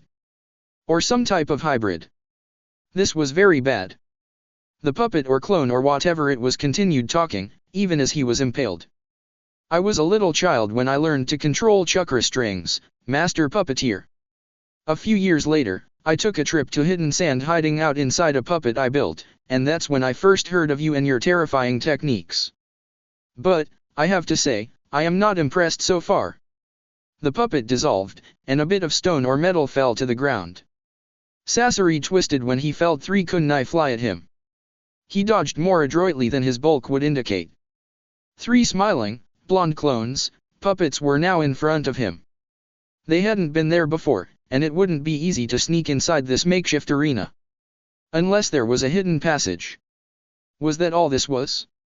A trick? Something to throw Sasori off his game? He pulled out the third Kazekage once more. Within a moment, the metallic sands had destroyed these 3. Then the 5 who appeared behind Sasori. Then the 7. Sasori got so into his rhythm that he didn't see the attack. He didn't even know how much fire struck his battle puppet and the third Kazekage. He hadn't seen the fireballs emanate from any source. As he began to feel the heat inside his wood and metal puppet, he decided he had to flee. Many sealing scrolls would be destroyed, many of his human puppets lost. But he had to survive. He could still win. It took me a few moments to prepare those hellfire seals, inspired by one of the more interesting techniques known to the Uchiha. My increasing cascade of clones kept you occupied, so you didn't notice. A pity about your metallic sand using puppet, it was quite a technique. I myself have only managed to use elemental wind to move sand around, my efforts in experimenting with magnetism have all failed. That sand ninja was a genius. The professorial dissertation came from everywhere and nowhere. It was unnerving to say the least. The monologue changed. The voice was single again, identifiable. It was behind Sasori, a good deal away. I suppose you know why I have been preparing for this day for 3 years, Scorpion? You took one of my students from me. Sasori needed to reverse this. He needed the 9 tails to make a mistake. He needed an angry, foolish opponent. 1. I have taken 2. As soon as I can find the other one, he will die as well. The 9 tails is too important to be allowed companions and allies, not when I can milk them for intelligence. The blonde ninja no longer smiled. I thank you for the notification, however cruel your intention for telling me. I had been trying to find him for some time. Now, let me show you what a true puppet master can do. The speaker disappeared. And 8 red blurs erupted from the ground and swung with kunai. Sasori avoided 3 of the strikes. The others hit non-lethal areas. Sasori leapt as those clones, or blurs, disappeared. It was like they knew precisely where he would be. Did the nine-tail have a precognitive ability? When he landed he didn't even have a second before more red blurs erupted and swung. Sasori's wooden arm, his right one, hit the earth. Sasori jumped as soon as he could, but when he landed a deep nick in his leg fractured upon his landing. Sasori tumbled to the ground. Another blur of red figures erupted from the ground. Sasori lost his remaining arm and leg. He was now a self-made puppet without means to move. You survived that better than Kisame did, Sasori. That was my master work, the flowing red death, made from my puppet clones by means of seals. With these weapons I can never really be disarmed, unlike you. Your human puppets went up in smoke. It's for the best that your type of abomination is ended. Sasori knew it was over. Kill me, then. Kill me. End this. I have questions first, Akasuna no Sasori. Why antagonize me, kill my students, taunt me, did you so little value your life? It was a good question. I did not think anyone this powerful. Arrogance, then. More great ninja fall to their own arrogance than to any other cause. That put a bit of fire back into Sasori. I am bested, but I am not the strongest of my organization. You will not be able to beat them. Why did you follow Akatsuki? This is my final question. I have not been able to understand why someone as powerful as yourself would abandon a village but then join up with a bunch of other criminals. You didn't need protection from the hunters. I'd suspect many of your human puppets are the bodies of Oinen. Well, why? Sasori's puppet face couldn't move very well. The final bits of humanity were starting to fail. However, this was a question he wanted to answer. I will tell you, if you promise to aid me. It is a minor favor, only a slight bending of your rather pedestrian moral code. I have no need to find out this answer then. The blonde ninja, was this one the real one? Drew a sword from his back. Hold. Hold up. I have something to say. Each of the original 10 contracted with Akatsuki, to a set of goals, in exchange for a single favor to be repaid later by the Akatsuki at large. Kisame wished for the water daimyo to be slaughtered. I sold my services for the right to end the existence of the Hatake clan, the monsters who killed my parents. Sasori hated to document his own weakness in his younger years, but it was the truth. You weren't strong enough to do this on your own. When I joined, no. I could not have infiltrated the largest of the hidden villages and struck down one particular umbu. I killed the third Kaze Kage with poison during a scheduled meeting. It isn't a story I've told often, not very impressive. An S rank does not mean we're gods. But, in the intervening years, I have become powerful enough, with the help of the Akatsuki, too bad the contract is enforced by our rings. Betrayal is death, not that any but our leader know this. Orochimaru betrayed you, and it didn't kill him. He stayed with us until he knew his immortality technique would work, and then he went his own way. The ring, it destroyed his original body. I did not know that. My spy didn't seem to, either. Sasori laughed, bitterly. So much of the world consumed with spying, and no one knows anything. Will you do this for me, a favor granted by the strong to the weak? Will you kill the Hatake clan of Konoha? The blonde ninja looked disgusted, but then shrugged. You deserve nothing, but I am not a cruel person. Hatake Kakashi, the last of that clan, was killed less than a week ago, in the aftermath of a failed assassination attempt against the Hokage. Thank you. I wish I could have killed you, but I die happy with that knowledge. The world dimmed as Sasori's will to survive diminished. With his failing sight, he saw a sword penetrate the sealed container holding his human heart. You of all people threw in with Danzo. Jiraiya asked the sole remaining son of the third Hokage. My father's peacenik actions have stripped us of the power we should have, Jiraiya. Had we followed the path of war, the great 5 shinobi powers would be only 2 or 1 now. We could have destroyed Kumo all those years ago when they mucked around with the Hyuga. Hidden Mist had been weakened by their continuous civil strife and would have been an easy target. The 4th Hokage brought Iwa to its knees and then stopped. He and my father negotiated a peace treaty when we should have annexed them. And, Suna, our traitorous partner. After their betrayal, we could have ended them. But we did not. We did nothing. You will destroy the hidden leaf. You are not the village. You are a weak fool. Your student, the Namikaze, would have been a powerful foe, but he was too self-sacrificing to do the truly hard things. No, I and my allies will restore Hidden Leaf to the greatness we had under the Daime. We were born of war and will return to it. None of this made any sense. How? How did you become this warped? I have always felt this way, ever since I studied the shinobi wars in the academy. When I fought with my dad about these things, I learned to be less public in my views, but I found compatriots. Even my time in the Fire Guard was mostly spent training the root, with a shadow clone refreshed every day or two dealing with the ceremonial bodyguard duties. Now we're ready. You're a breathing dead man, my father I can deal with after your funeral. Danzo and your compatriots in the village are all neutralized. Asuma shrugged. He looked like he didn't actually care. Danzo was too shrill, too obvious.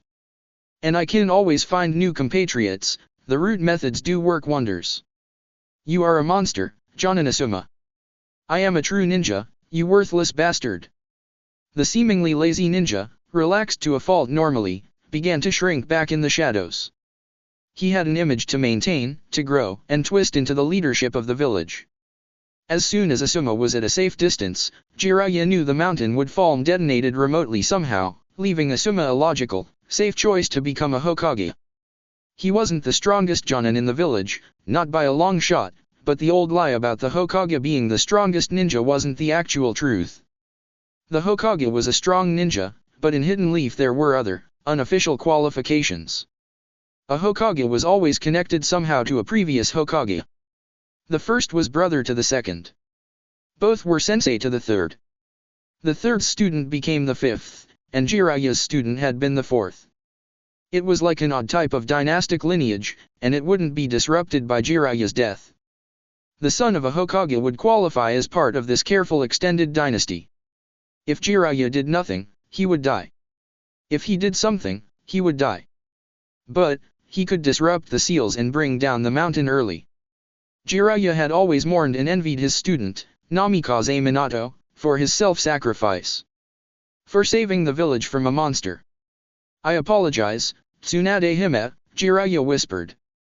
I cannot protect you this time. A great pervert's last words, Asuma's mocking voice carried back. Now just die. Jiraiya stood up, formed a brilliant Rasengan in his hand, and pushed his hand into one of the seals. The exploding seals above did their jobs. Asuma barely heard the explosions before he realized what had happened. He tried to shunshin away, but the rocks crushed him long before he finished the first hand seal. In the Hokage Tower, Sarutobi was on his feet the moment he felt the explosion. The normally illuminated faces of the first and second disappeared. Half of Sarutobi's own image slid off the mountain, crushing the businesses and houses underneath. Although he wouldn't discover it until nearly sunset the next day, Sarutobi Hiruzen had become, for the third time in his life, the presiding Hokage in Hidden Leaf. All of his students were dead. All of his children were dead. He wouldn't have any time to mourn. A quarter of his village was in ruins. Naruto, the real Naruto, stepped out from the cavern he'd used as a temporary base. As he gathered his belongings, he felt a wisp of a particularly memorable, and vile, chakra. Madara. Uchiha Madara was nearby. He'd been the one to set up Sasori as bait. Naruto sealed away his belongings, brought out another sealing scroll, and then set off. He was ready for Madara. Chapter 26. As to Kakashi's fate, it is possible he's dead, or that Naruto lied to a dying, hated ninja for his own purposes. Remember that only one ninja died trying to kill Jiraiya, and many others were slaughtered by Pain's 6 bodies. No more will be said about him in this story. As for the unexpectedly horrible corruption of Konoha in this story, especially Asuma's role, this has been foreshadowed in this story. A Sandaime too weak to battle the council to allow the young Naruto to at least attend a civilian school would definitely be too weak to control his own son. Danzo's a true bastard in canon, and in this story I just changed around some of his compatriots. Canon Konoha will survive because of people like Canon Naruto. My Konoha has fallen to the corruption eating at its roots. Not that many things have to change in order for that to happen, by the way. You can come out now, Madara. I know you're lurking about. The orange-masked Muppet did appear then. Your earth wall technique was impressive, and annoying. I could not see what you did to Sasori. It is good I deal with you today before you become too powerful. Your body will survive even after your brain is dead. For a few days, at least, until I can get that demon out of you. Naruto gave no visible reaction to this fearsome-sounding threat. No, he continued on with his semi-absent meandering thoughts. I wasn't sure if it would be you, or the other one, Pain. Both of you have interesting techniques for traveling long distances in a brief time span. But I'm glad it was you. How are your lungs, by the way? Madara said nothing, but went on the offensive. His lungs, apparently, had been quite bothersome. Naruto ducked the blast of black flame and danced out of the way, as if he were one of his graceful puppets. A nice greeting, but I have to ask for parley. My master. What foolish prattle is this? Madara grunted. My master would speak with you. Now. Without a hand seal, Naruto disappeared, and then Uchiha Itachi came out of the cavern that Naruto had just vacated. Madara, you look unchanged. Wah. Itachi. I was sure you were dead. I saw Kisame's head, but I thought yours was kept for experimentation.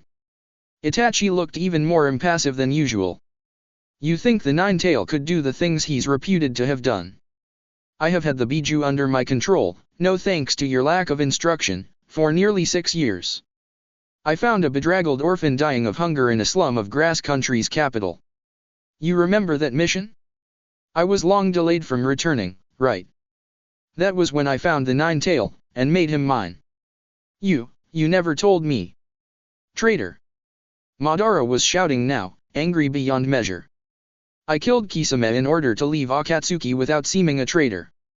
The ring did nothing to me, of course, as I unraveled and defeated its secret protections. Madara was so far beyond enraged that he couldn't form a word for a few moments. I could have ended this farce of the Akatsuki long ago. I just needed the Nine-Tail to make my final plans succeed. Konoha could have burned 6 years ago. Itachi cracked a sliver of a smile. I know. Itachi, my student, today I end your life and reclaim the Nine-Tails. You may try. Naruto prepared for phase 2 of the battle. Madara was certainly unhinged. Fitting a voice synthesizer, like his Taro puppets had used, under Itachi's robes had taken a few minutes, and was worth more than an army of ninja right. It had been worth the extra hours to return to Itachi's prison and collect him, exploding seals and all, just in case it was Madara stalking him. He had even fitted in glass eyeballs into Itachi's eye sockets. It all looked real. Save that Itachi couldn't use his non-existent Sharingan, and couldn't attack. But, Madara didn't even know which direction was up. So few ninja used deception to the full. A pity. Itachi's cloaked body wasn't a puppet, just an unwilling human with his spinal cord suppressed. Naruto moved Itachi's body, not Itachi. This is a technique that Sasori would have sniffed out in a second, but it was likely Madara didn't even know it was possible. It was a fine deception. Itachi weaved and bobbed, ducking Madara's increasingly angered and frenzied attacks. He knew better than to engage in a Tsukuyomi war with his ex-protege, as Itachi was perhaps just a sliver more talented with that technique. Phase 2 began, as small vials hidden in Itachi's cloak had their corks pulled by chakra strings. They began to leak. The liquid gases began to react to the air. The environment filled with small concentrations of an odorless gas. It was a poison, but not the kind that killed. The kind that blinded. Itachi led Madara on a chase, walking Madara right through plume after plume of the nasty creation. From many hours of discussing Madara, Naruto understood that the man's deprivations had likely made him immortal in some fashion because of his special form of Sharingan eyes. Eyes which Naruto was now trying to actively destroy. This poison wasn't the slow-acting optic nerve poison that Kabuto had designed all those years ago, this was a derivative, a much more caustic chemical. Naruto slowed down Itachi movements, allowing Itachi's body to be wounded by a massive fireball. Itachi screamed and fell to the ground. As predicted, Madara had to stretch out this act, make it symbolic. He knelt down next to Itachi's body, and then he began to tighten his hands around Itachi's neck. Not a ninja killing a ninja. A stab with a kunai through the throat, a slash of a katana, some quick and efficient. This was a mentor taking the time and effort to personally, slowly kill the only thing he loved, at any level. It was a personal thing, a crime of passion and hatred. To do such a thing, Madara could not use his time/space jutsu. His ghostly hands would do nothing to Itachi if he had his ultimate defense active. In his sublime anger, he had forgotten the Nine Tails was nearby. He had lowered his defenses and bared his neck for anyone to attack in his moments of distraction. Perfect. Madara looked into Itachi's eyes as he strangled his former student. Thus always to traitors. Itachi's struggles became more vigorous, but ineffective, while his eyes seemed grateful. What was going on? He tried to remove a hand to interrogate Itachi, then it happened. Madara's body went slack. He tried to flee. He tried to leap a few kilometers away, as he normally could with ease. But nothing responded. Even his chakra seemed to ignore what his mind was screaming out. It was like his body was dead, while only his mind was still functioning. He tried to use an eye technique, tried to use his spirit guardian Susanoo to protect him from whatever was happening, but, in the attempt, his eye exploded outward. Madara's screams could be heard for a kilometer. For just a second. Somehow the brain's impulses had overwhelmed a chakra string, but just for a second. Pained, anguished screams. Genuine screams of terror and frustration and helplessness. Like the screams of a village in the face of a nearly immortal Kyuubi no Kitsune. A fitting, well-deserved scream. When Naruto sent out a puppet clone, as Madara wasn't stupid enough to damage his other eye, unless it was an attempt at vengeance for a betrayal, he was still of two minds about how to do this. If Itachi had been right, then the type of eternal Mangekyo Sharingan Madara had would keep him alive even if he experienced a normally fatal injury, so was it possible to permanently hobble him? Would that keep the regeneration from happening? Or should Naruto attempt to destroy Madara's body? No. A disabled Madara was almost as good as a dead Madara. After all, Madara had minutes earlier threatened to leave Naruto brain dead so that he could extract the nine-tailed demon at his leisure. It was a fitting plan, even Madara unwittingly agreed. Wounded, trapped, unable to move, a safer option, for now, than killing Madara outright. Naruto didn't want to have to keep tracking him down and using gimmicks to get the ridiculously strong ninja to make himself vulnerable. The puppet clone bent down and selected a rock. A few blasts of elemental air chakra had the stone quite sharp. The weapon incapacitating Madara would not be a chakra weapon, that was more likely to be detected by his body as an attack. No, this rock knife would have the honors. The puppet clone used his free hand to pull the orange mask off the smallish ninja. He didn't even care to see what Madara looked like. He just wanted a clear shot at the man's neck. The chakra strings squeezing off Madara's spinal cord were about to be physically aided, the effect made mostly permanent. The puppet clone brought the stone knife down between Madara's first and second cervical vertebrae, slightly off of center. He loosed the hold his chakra strings had on Madara's spinal column, and the knife was performing much of the same task. Madara's heart continued to beat, his lungs to inflate. His body was alive, his mind was alive, but his body's ability to follow Madara's commands, that seemed gone for the time being. Enough of the spinal column was destroyed to keep him trapped in his mind, but not too much to allow him to die. The puppet clone gently pushed Madara forward, onto his stomach, so as not to interfere with the stone knife, which was still embedded in the spinal bone and severing a good portion of the ninja's nerve transmitters. With the knife blocking things, regeneration of the nerves couldn't take place. Electricity didn't pass well through rock, and nerves weren't strong enough to burrow through it. The puppet clone stood watch over the still immobilized Itachi and the incapacitated Madara. An hour passed, then Naruto himself appeared, reasonably confident that Madara wasn't playing possum. With the kind of pain he was in from a burst eyeball, his body would be shaking or he'd be screaming at the least, if he could. Naruto had used the time to fetch some superglue from the nearest village. He used the nasty stuff to seal the slight opening between the stone and skin. Then he ripped the leather thongs from Madara's strange orange mask and used them to help stabilize the stone knife in Madara's spine. Naruto had feared this ninja for years. It was only a vicious deception that permitted Naruto to win this time. He wasn't about to let some stupid accident free him to start regenerating somehow. That stone knife wasn't coming out. A cordon of 6 Kagebunsins lifted Madara off the ground and onto their shoulders. 6 should ensure smooth movement, so as not to jostle the knife too much. Naruto then returned Itachi to a ceiling scroll. He'd deal with the once talented ninja later, now that he had finally served a useful purpose. The procession began. Naruto would be returning to near the Namikaze estate in River Country with his prize. He'd find an appropriate place to keep Madara safe. He wanted to crow and celebrate, at this stroke of luck, at this victory. But he knew better. There was still Pain. Naruto was in Rain Country trying to figure out where Pain's main base was located. Ever since he'd secured Madara in one of his River Country bases, he'd been searching for Pain. In the ever-gloomy rain, Naruto had made no progress. He'd surveyed the villages and towns quickly, already guessing that was too obvious. Then he'd begun trying to find useful caverns, even those masked with genjutsu, in the surrounding hills. There were many such caverns, some with interesting spoils, which Naruto gladly stuffed into storage scrolls, but there was no Pain. He stalked up the hill and used the technique he'd developed to deal with Orochimaru's hidden bases. The sound waves traveling through the ground, and up the hill ahead of him, would collapse any holes they found. Holes, such as well-hidden caves. Thus, a few hours later, a rather irate Pain, his principal body covered in wet dust and rock shards, and a woman with an odd sort of flower in her hair, Konan, if Itachi was to be believed, finally met Uzumaki Naruto, the host of the Nine Tails. Pain did not immediately attack. Naruto prepared his flowing red death technique.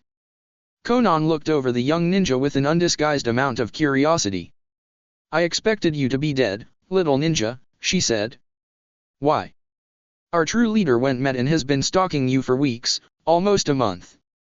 You must be some kind of genius to have avoided him for so long." Naruto, the real one, laughed. He performed a sealless Kagebunshin and prepared to replace himself with a shadow clone. Pain spoke before Naruto left. "He did find you, didn't he?" Naruto paused in his preparations. "He did. He claimed to be truly immortal. Not the false immortality offered by a religion, or by body part salvaging or body snatching. Did he lie?" "I have no idea," Naruto said. He was about to depart and let the battle happen, when he felt something very odd. He felt chakra sent off in bursts, and returning just the same way. Then he saw Pain perform a summoning, and 5 more bodies, ninja bodies, appeared. Now, to Naruto's sensitive chakra detection abilities, honed through his mastery of chakra strings and cables, the air was positively filled with tiny bursts of chakra, an almost continual amount, filling the air. Now that he was aware of it, it seemed very odd. He had never been this close to Pain before, definitely not at the waterfall debacle. Madara had set to chasing Naruto before Pain got within a kilometer of the Jinchuriki. What was this? This air filled with little chakra packets. It felt like a young Suna puppeteer almost stuttering with his fingers as he or she tried to become proficient, and failing, in handling a puppet. A puppet. Pain and his bodies. The signals back and forth, from home base, controlling these bodies. Yes, that was a discovery. Naruto had the flowing red death ready, he was ready to replace himself with a shadow clone, but instead he stayed. This was too interesting now to leave. Pain was interesting. Konan restarted the stalled conversation. "I personally looked for a long time for a method to deal with the mad, little man. How did you do it?" Such a simple question, but Naruto felt a lot calmer all of a sudden.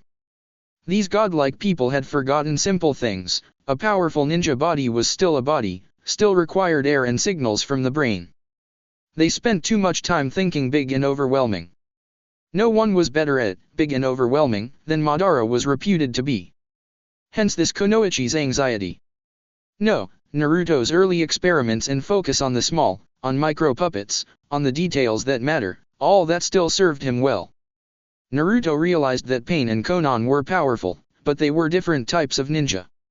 They didn't think the same way he did. And he could win today because of it. Pain the puppeteer was dead without chakra, without his signal flooding the area. There was a way to cut his strings. Unfortunately, to use a wide area chakra nullifying seal would mean Naruto couldn't use a puppet or even a Kagebunshin nearby these Pain bodies and Konan. It would make defense easier, but offense nearly impossible. The opportunity was still worth it. Naruto used a dozen chakra strings to begin etching the seals into the bark of a nearby tree. When he activated it, he would be without his best weapons, his flowing red death would be impossible to perform, but his opponents would be at least as handicapped. Konan could be poisoned with as many poisons as Naruto carried around on him, and his time in grass country left him an avid poisoner, and Pain's bodies, without instruction from the home base, would flop to the ground, as useless as dead fish. Naruto relaxed a bit, and answered Konan's question, filling the pregnant silence. Even the local insects had gone quiet in the face of so much chakra used in the summoning. To be honest, I stabbed him with a knife, into his neck. I did not kill, but rather disabled. I have no idea if he's as immortal as you claim, as he's now defeated and held prisoner unable to move or speak. Pain, or one of his bodies, the one who had summoned the others, frowned. He is impervious to physical attack. Be honest. I am. I offered Madara something of great value. When he wrapped his hands around it, forgetting about me, I struck. Konan nodded. Yes, he can be wholly impervious or solid like a normal ninja, not a mixture to the two at the same time. To touch something with his hands, he would have to leave himself vulnerable. A simple, elegant solution. What was this object of value? Naruto didn't understand why these 7 ninjas weren't attacking. Why were they stalling? Reinforcements, there were a few Akatsuki still alive. But Kakuzu wasn't on Pain's level, and Zetsu was a disgusting creation. A deception. A deception he bought with his whole being. The seeming leader of the Pain bodies frowned. Madara was an ancient being with a powerful jujutsu. He would have seen through any deception. Naruto's preparations of the chakra nullifier were ready. He had mentally counted up his poisons. He needed to time this just right, before whatever plot they were working on happened. No, Pain. I believe him. That stopped Naruto for a moment. Why was Konan saying that? Naruto had told but half or a quarter of the truth. You and Madara both overvalued his experience and his Sharingan. He was powerful in his prime, but he was increasingly mentally unstable. If this young ninja did something that resonated in tune with Madara's madness, it could very well have worked. Perhaps, the lead Pain body said. Boy, I will offer this. Neutrality between us. What? I offer neutrality. I will not hunt you. Nor will the Akatsuki, any longer. You have dealt with Madara, so we need no longer bother with his ridiculous plan to capture the Biju. The only problem I see is that Sasori remains highly interested in you for his own reasons. Sasori is no longer a problem. I dealt with him. Now you tell me why you would declare neutrality. Konan looked shocked. To her it was one thing to trick a deranged Madara, but to deal with Sasori, a suspicious bastard on his best days, that was something else. Konan apparently undervalued Madara as a ninja. Pain looked unsurprised at Naruto's statement. Instead he answered in a calm, level tone, you have cost us too much of our capacity to keep this war going. I don't know how many Akatsuki you've truly dealt with, but I know we're well below half of our needed senior membership. Our drive to enforce peace around the world had gotten distracted by this quest for the Biju. Because of Madara. I have no problem ending the side quest in order to fulfill our main goal. You would kill for peace? Naruto asked. The only path to peace is through searing pain, the lead Pain body asserted. If you believe that, then watch. In the coming years, I will prove a different method. Konan looked like she wanted to argue about such a bold statement, but Pain's main body cocked his head and said, it is possible you might do just that. Let me make a promise, then, Naruto said, improvising. If I ever see you or Konan again, I will assume you've betrayed our neutrality. I know your secrets, Pain. I figured them out after you summoned your other bodies. With that statement, Naruto powered on the chakra neutralizing seal. Naruto would only realize later that the storage scrolls holding his food and tent had been destroyed by the neutralizing seal. After that, they were little better than fancy paper someone had already scrawled on. Pain's bodies dropped to the ground like puppets with cut strings, which was exactly what they were. Unfortunately, Naruto's false legs was also attached to him with chakra strings, and his leg fell out underneath him. His physical training gave him good enough balance that he didn't fall down, but it was awkward for a brief moment. Naruto turned to a doubly shocked-looking Konan. Didn't know a cripple could be a ninja, huh? Well, some of us can. Even missing a leg, I can take you, all of you. Now, tell your leader when you manage to resuscitate him, keep Kakuzu and Zetsu on short leashes. I know how to destroy both of them, he said, bluffing, and I have more than one good idea of how to deal with you, too. I will try, Konan said, her eyes swiveling between Naruto's false leg and the 6 motionless bodies of Pain. Zetsu is difficult, though, when he becomes fixated. If Pain gets any ideas regarding my show of power today, remind him. I had once thought to use an optic nerve poison on him. It worked on Uchiha Sasuke, from what I understand, and another variant did some interesting things to Uchiha Madara.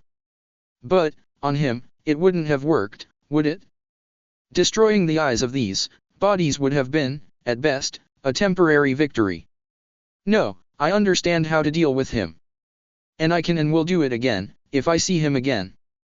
Naruto turned his, spotted a likely tree branch, hopped 3 times, and ripped himself a temporary crutch. He turned and began hobbling his way down the hill. He wasn't sure how far the nullification stretched, but he'd rig up a new temporary leg as soon as he could.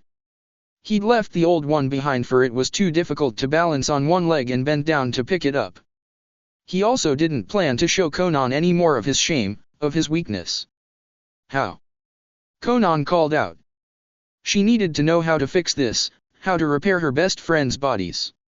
She obviously hadn't yet figured out she needed to drag the bodies away from a ceiling array she couldn't see, or to wait for the seal to exhaust its power. Never screw with a ceiling master on ground he's had time to prepare. He didn't know if the wind would carry his words. He didn't care.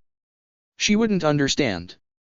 As it was, Naruto wasn't sure he understood why he did all that. As he left, he asked himself a question. Why? Why leave them alone? Why accept this neutrality? He knew they were likely to betray him in the future, but he was honestly interested to see if Pain's methods would work in the slightest. Peace through war, a failure every time it had been tried. The burning of a forest could provide vibrant new growth a few years after the devastation, but people were different from trees and plants. People remembered, they held grudges. Of all people, Naruto understood this. A grudge against the fox had led to a horrible childhood for him. His background had left Naruto thinking about peace for a long time, and he had developed a plan. Something to do now that the legend of Taro had faded, now that Naruto no longer needed to prove his strength as a ninja. Naruto, a cripple with a missing leg, was as strong as they got.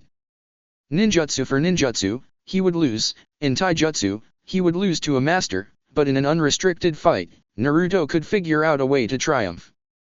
He wanted to see if his idea would work, if it would work better than Pain's.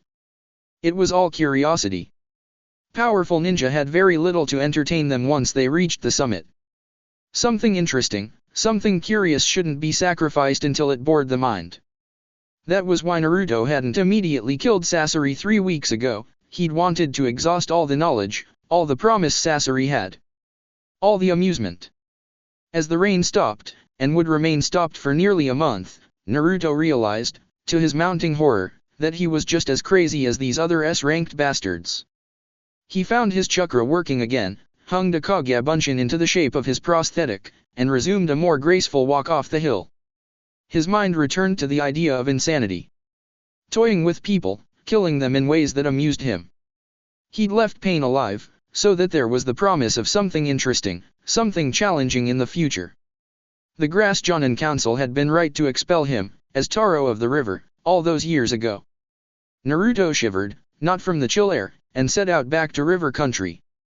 He'd try not to think of this again. Chapter 27, Epilogue. Faster, my precious grandson. The daylight is a-wasting. Stop trying to play the dotty old ninja master. I know you better than that. The old man bashed the top of his grandson's head with his long-stemmed pipe. After all, the young grandson had his grandfather perched on his back, and he was running at full pace through the western side of Fire Country. It was surprisingly comfortable, for the grandfather, an excellent training for a young ninja. Why are we going to River Country again? I was perfectly happy in Wave Country, you know. I have heard the most interesting rumors, the grandfather said. I think I liked you better when you were uptight all the time, grandfather. Enough talking, run faster, little ninja. The dialogue ended. The only noises as the sun set were heavy inhalation of air and the rhythmic pounding of sandaled feet in the now thick grasses of the border between river and Fire Country. The sun set long before the young ninja, carrying the weight of 2 people, plus belongings, arrived at the massive, almost undulating walls of River Country's capital city, the Living City. The ninja guardians took the grandfather and grandson's name, confirmed they were permitted inside the city after sunrise the next day, no visitors remained inside the city overnight, and then called ahead for a hotel room for the night. The old man, after all, was just a bit famous all over the elemental nations. The old man and his grandson found their hotel, located outside the city walls on the eastern edge. They slept easily and made it back to the gates by 8. In the daylight, when the guards actually permitted people to enter the Living City, rather than just clearing them to access the hotels, the questions were a bit more in-depth. Both of you are listed as ninja in our roles, is that correct? The old man nodded. What is your business with the Living City? The questioner looked to be young, 16 at best, several years younger than the old man's grandson. I wish for my grandson to continue his ninja training at the River Center. What country do you both currently reside in? Wave Country, the grandson said. The guard just nodded. He didn't need to mention that only countries that had accepted River Country protection could send ninjas for training at the River Center. These ninja obviously knew. Here are your passes, the guard said, handing over small metal discs. The Living City is a bit different to navigate around. This map should help. The River Center is in the far north. Many people also like to visit the daimyo's garden. The grandfather smiled and interrupted. Yes, I understand the daimyo is often found in his garden, rather than in a formal court setting. Honored sir, there is no court. The daimyo's private residence is directly under the garden, as most residences are constructed underground. The grandson seemed surprised at that. It seemed odd to him. But he had his own agenda. I had heard about your merchant district. Yes, it is here, the guard said, pointing to a section of the map labeled the Grand Concourse. This is the only part of the city where commercial buildings are permitted above ground. There are many other commercial areas, though, in underground concourses. Why build underground? The grandson asked. I think you will understand after you enter the city. With that, the guard bid both ninja best luck. The grandfather, with his exceptional hearing undiminished, heard a comment as he left. Call the daimyo's office. Pass along the names of these guests. It hadn't been easy to get to the River Center. First, the view was distracting. Everything inside the Living City was green. Instead of buildings everywhere parted only by roads, the living village seemed like a massive growing vegetable field dotted with buildings, roads, rivers, and people. Did you know it was like this, grandfather? No, Kano Amaru. I had no idea. Second, the city wasn't laid out on a grid. Indeed, the roads seemed to run in a very irregular manner. Some followed the rivers that ran through the city. Others were ovals or circles around special park areas or groves of fruit trees. Third, the Grand Concourse, which was smack dab in the middle of the path Kano Amaru had plotted, was very tempting. The smells from the food stands were mouth-watering, the stores stocked unusual goods that weren't found at all in Wave Country. One bookseller had a complete stock of the works of Jiraiya, in their memorial editions. By 10 o'clock, grandson and grandfather arrived at the River Center. It was the largest above-ground structure in the Living City. Akunoichi looked up and smiled when the grandson walked into a small, but airy reception area. Most of the students here moved with purpose, even the very youngest. For such a serious place, it didn't seem dour. There were too many blooming flowers growing on and up the walls. Ah, yes, Sarutobi Kano Amaru, the daimyo's office informed us of your intent to register with us. Please come with me. Kind sir, the woman said, looking at the former leader of the Hidden Leaf Village, I was told that the schoolmaster wished to meet and speak with you. Who is the schoolmaster? Sarutobi Hiruzen asked. He runs the river center and is the commanding general of the river army. 2 vital tasks for 1 man. Yes, a loud voice said, as a tall, powerful man walked into the room. The grandfather recognized that this was likely the schoolmaster. They are the same task. A general must build an exceptional army before he can be trusted to command one. That is my Nindo. Sarutobi smiled. I would be glad to speak with you. Call me Namikaze-san. The 3rd Namikaze. Let's just say it's a name in honor of my past. Walk with me. The tall, powerful man walked quickly out of the reception area on the lowest floor of the river center and began to walk up the gradual incline leading to the 3rd, and highest, floor. Are you perchance related to the Namikaze who settled in Hidden Leaf so many years ago? It is possible, the schoolmaster said, but unlikely. I carry the name for my brother in arms, the daimyo. Namikaze Naruto. Yes. For an old ninja, the one known as the unluckiest ninja ever, you remain sharp-witted. I would very much like to speak with him. And he would like to speak with you. He will be hearing formal petitions in the daimyo's garden, where he sits as a judge of last recourse, for the next hour. Would you care to talk with me until then? I have many questions you might be able to answer. Sarutobi smiled. Of course. What do you wish to know? And what will happen to my grandson? The far-reaching conversation between the schoolmaster, once known as Number 3, and Sarutobi Hiruzen was winding down. The pair had just walked into visual range of the daimyo's garden. I have not seen the results of his testing, but I expect you've trained him well in the ninja arts.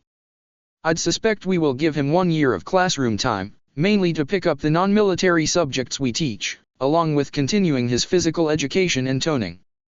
Then a 5-year tour as a genin, that's broken up into 6 months tours with jounin-led teams or one-on-one mentorships. Everyone experiences police duty in one of the protectorates of river country, everyone also serves 1 or 2 stints on border patrol. The rest of the time is spent examining possible tracks, more time with the police, or service with the diplomatic corps as a rookie. So when would he begin taking on missions?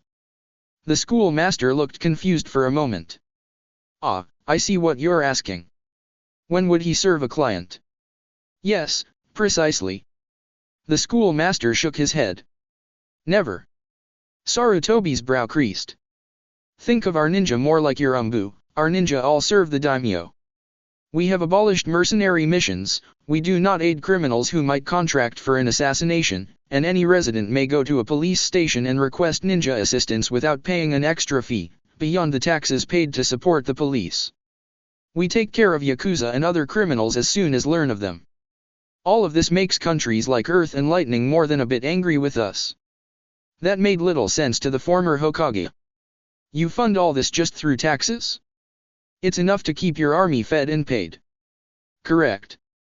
In Earth country, for example, people pay taxes to fund an army and a police force and an intelligence and counter-espionage center and a team of diplomats and to pay for hospitals and doctors. Here, in River and in our protectorates, some of the tax money funds ninja, who do all of these things. But how can a small team of ninja defend against a large samurai army? Through appropriate training, of course. When genin graduate into chinin, they return to River Center for an additional year. We call it War College. Those who go into combat operations as their specialty learn how to deal with large armies of samurai and ninja, how to plan and execute ambushes, how to lay siege and succeed or, even better, how to avoid the siege in the first place using stealth. Other chinin specialize in diplomacy and politics, all our diplomats are active ninja, or policing and justice, all judges throughout the protectorate are active ninja, medicine or education or one of another dozen fields. Your grandson, when he becomes a chinin, will also be expected to devote at least a year to teaching at the river center even if he does not choose to specialize in education. Sarutobi just nodded. They had stopped at the edge of the daimyo's garden. It was the largest open space Sarutobi had ever seen within a village's walls, of any village or city he'd ever visited. But he noticed something odd. Those trees, they move. The schoolmaster just laughed. Yes, they do. If you ask nicely, the daimyo might tell you about his dancing trees. Sarutobi's eyes were locked on the, yes, dancing trees. 100 or more of them weaved and bobbed and danced in the outer portions of the daimyo's garden. Now Sarutobi understood why the gate guard had explained how to get here. It was a marvel. Technology maybe? That was more Kano Amaru's area of interest. Or perhaps it was Naruto's skill as a puppeteer. He must remember to ask. The large gathering around the center pavilion began to break up. This session of court seemed to be over. Sarutobi began to walk onto the garden, but the schoolmaster held him back. Just wait. He knows you're here, he'll come and find us. No one sets foot in the daimyo's garden without his blessing. Even the petitioners were personally escorted up to the pavilion by the daimyo. What happens to those who try? Let's just say that those trees can do more than dance. Not even you can approach your brother in arms. I can, but not with a guest. It's a security precaution. Someone might attempt to coerce me into granting them access to the daimyo for an assassination attempt. Such things have happened in other countries. You're obviously a powerful ninja, even if I've never heard of you before. The schoolmaster laughed. So far no river-trained ninja has ever appeared by name in one of those ridiculous bingo books. A few have gotten photographed and tagged with nicknames, but we're trained in discretion. So how could you be coerced? Rule number 27. Always possess an accurate understanding of your strengths and weaknesses. Overconfidence kills more often than bad luck. I know that there is at least one person stronger than I am. Sarutobi puzzled it over, before he remembered a genin team from Grass, the team Naruto was involved with. From the murky reaches of his memory, he put it all together. Your sensei? Your daimyo? Precisely. Fewer than 5 living people know that he is a most accomplished ninja. He remains in top form with his puppets and can do things by himself that I might not be able to accomplish with a small army. Sarutobi was confused. How? How did he remain so unknown? It was his will. He has never been given to bragging or boasting. His skills are his own, and he had always operated in the darkness. Indeed, this was only possible given his unique form of self-taught education. His name, thanks to your kindness, appears in no academy register, not under his original name or the name he deserves and is now called. Sarutobi understood the advantage and felt a bit pale at his role in making this possible. Our civilian, non-military trained daimyo appears an easy target to those who might oppose us. What can a civilian do against a trained ninja assassin? Enemy assassins make it into the garden from time to time, from those still mercenary hidden villages, but none ever return. Sarutobi stuffed down all his regrets for what had happened, and what he had done. The hidden leaf was gone as an idea and as a military power. His mistakes had helped make that possible. How will my grandson become a jonin here? Sarutobi asked. A new topic was safer than silence. Perseverance, as anywhere else, the schoolmaster said.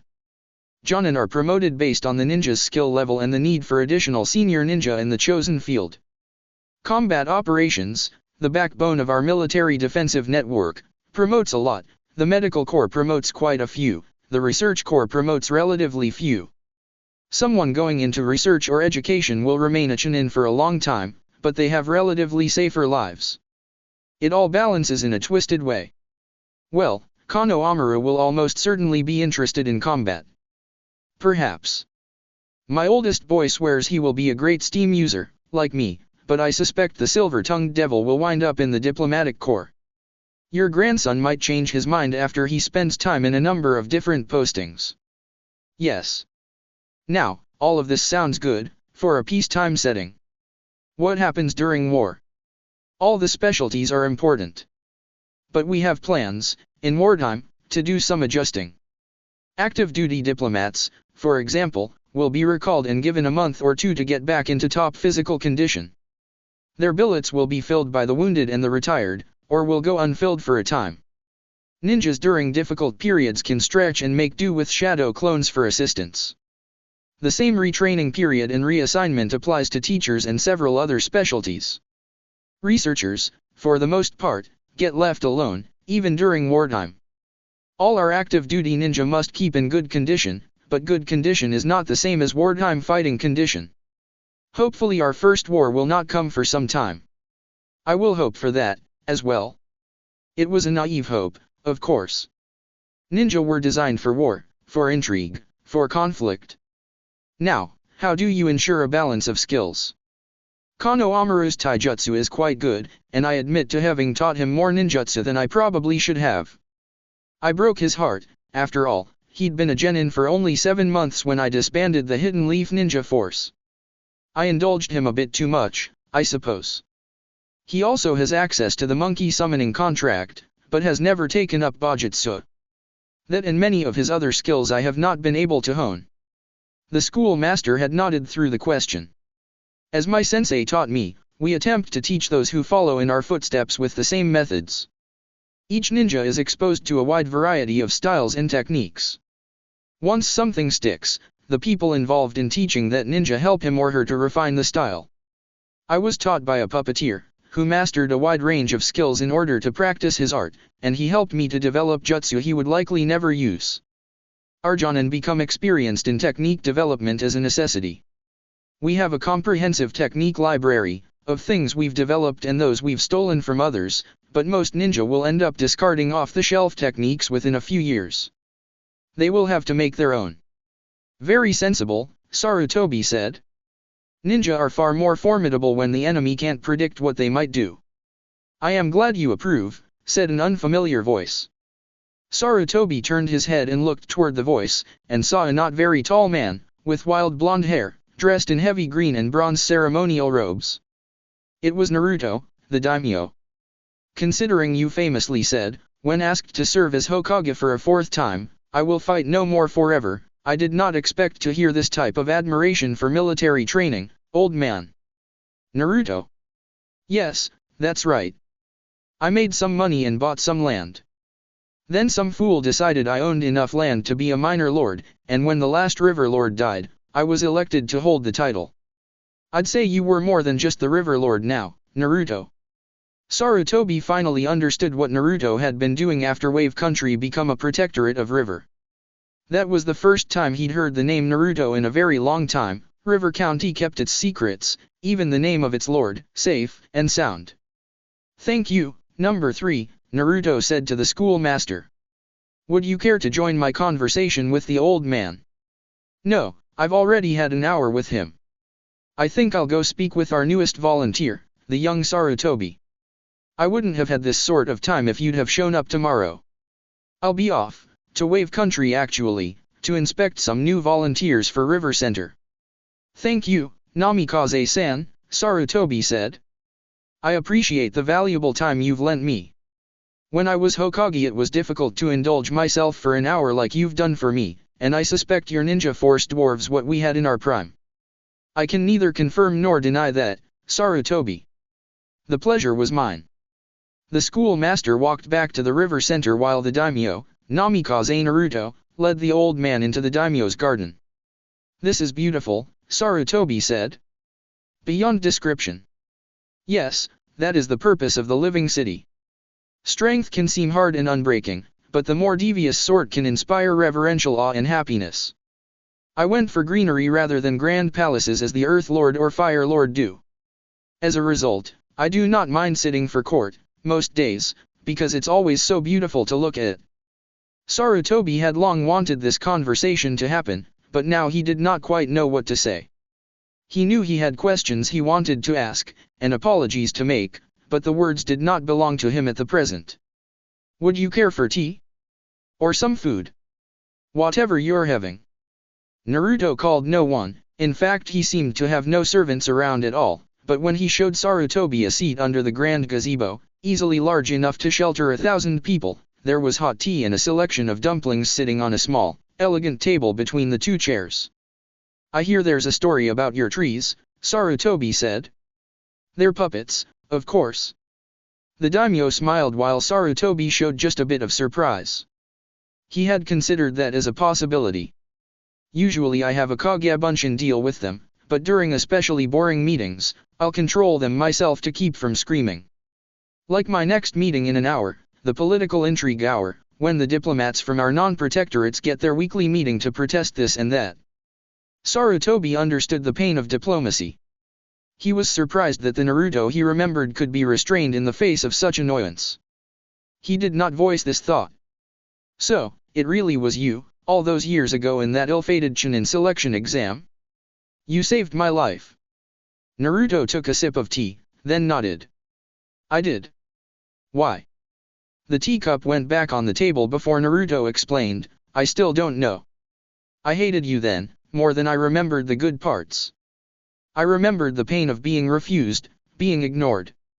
You seemed so powerful then, so interested in my life, but then you dropped me when I was in the hospital. You stopped coming around, stopped eating ramen with me, and the last straw was my schooling, once I realized something odd was happening. But you were both the bastard, and the old man.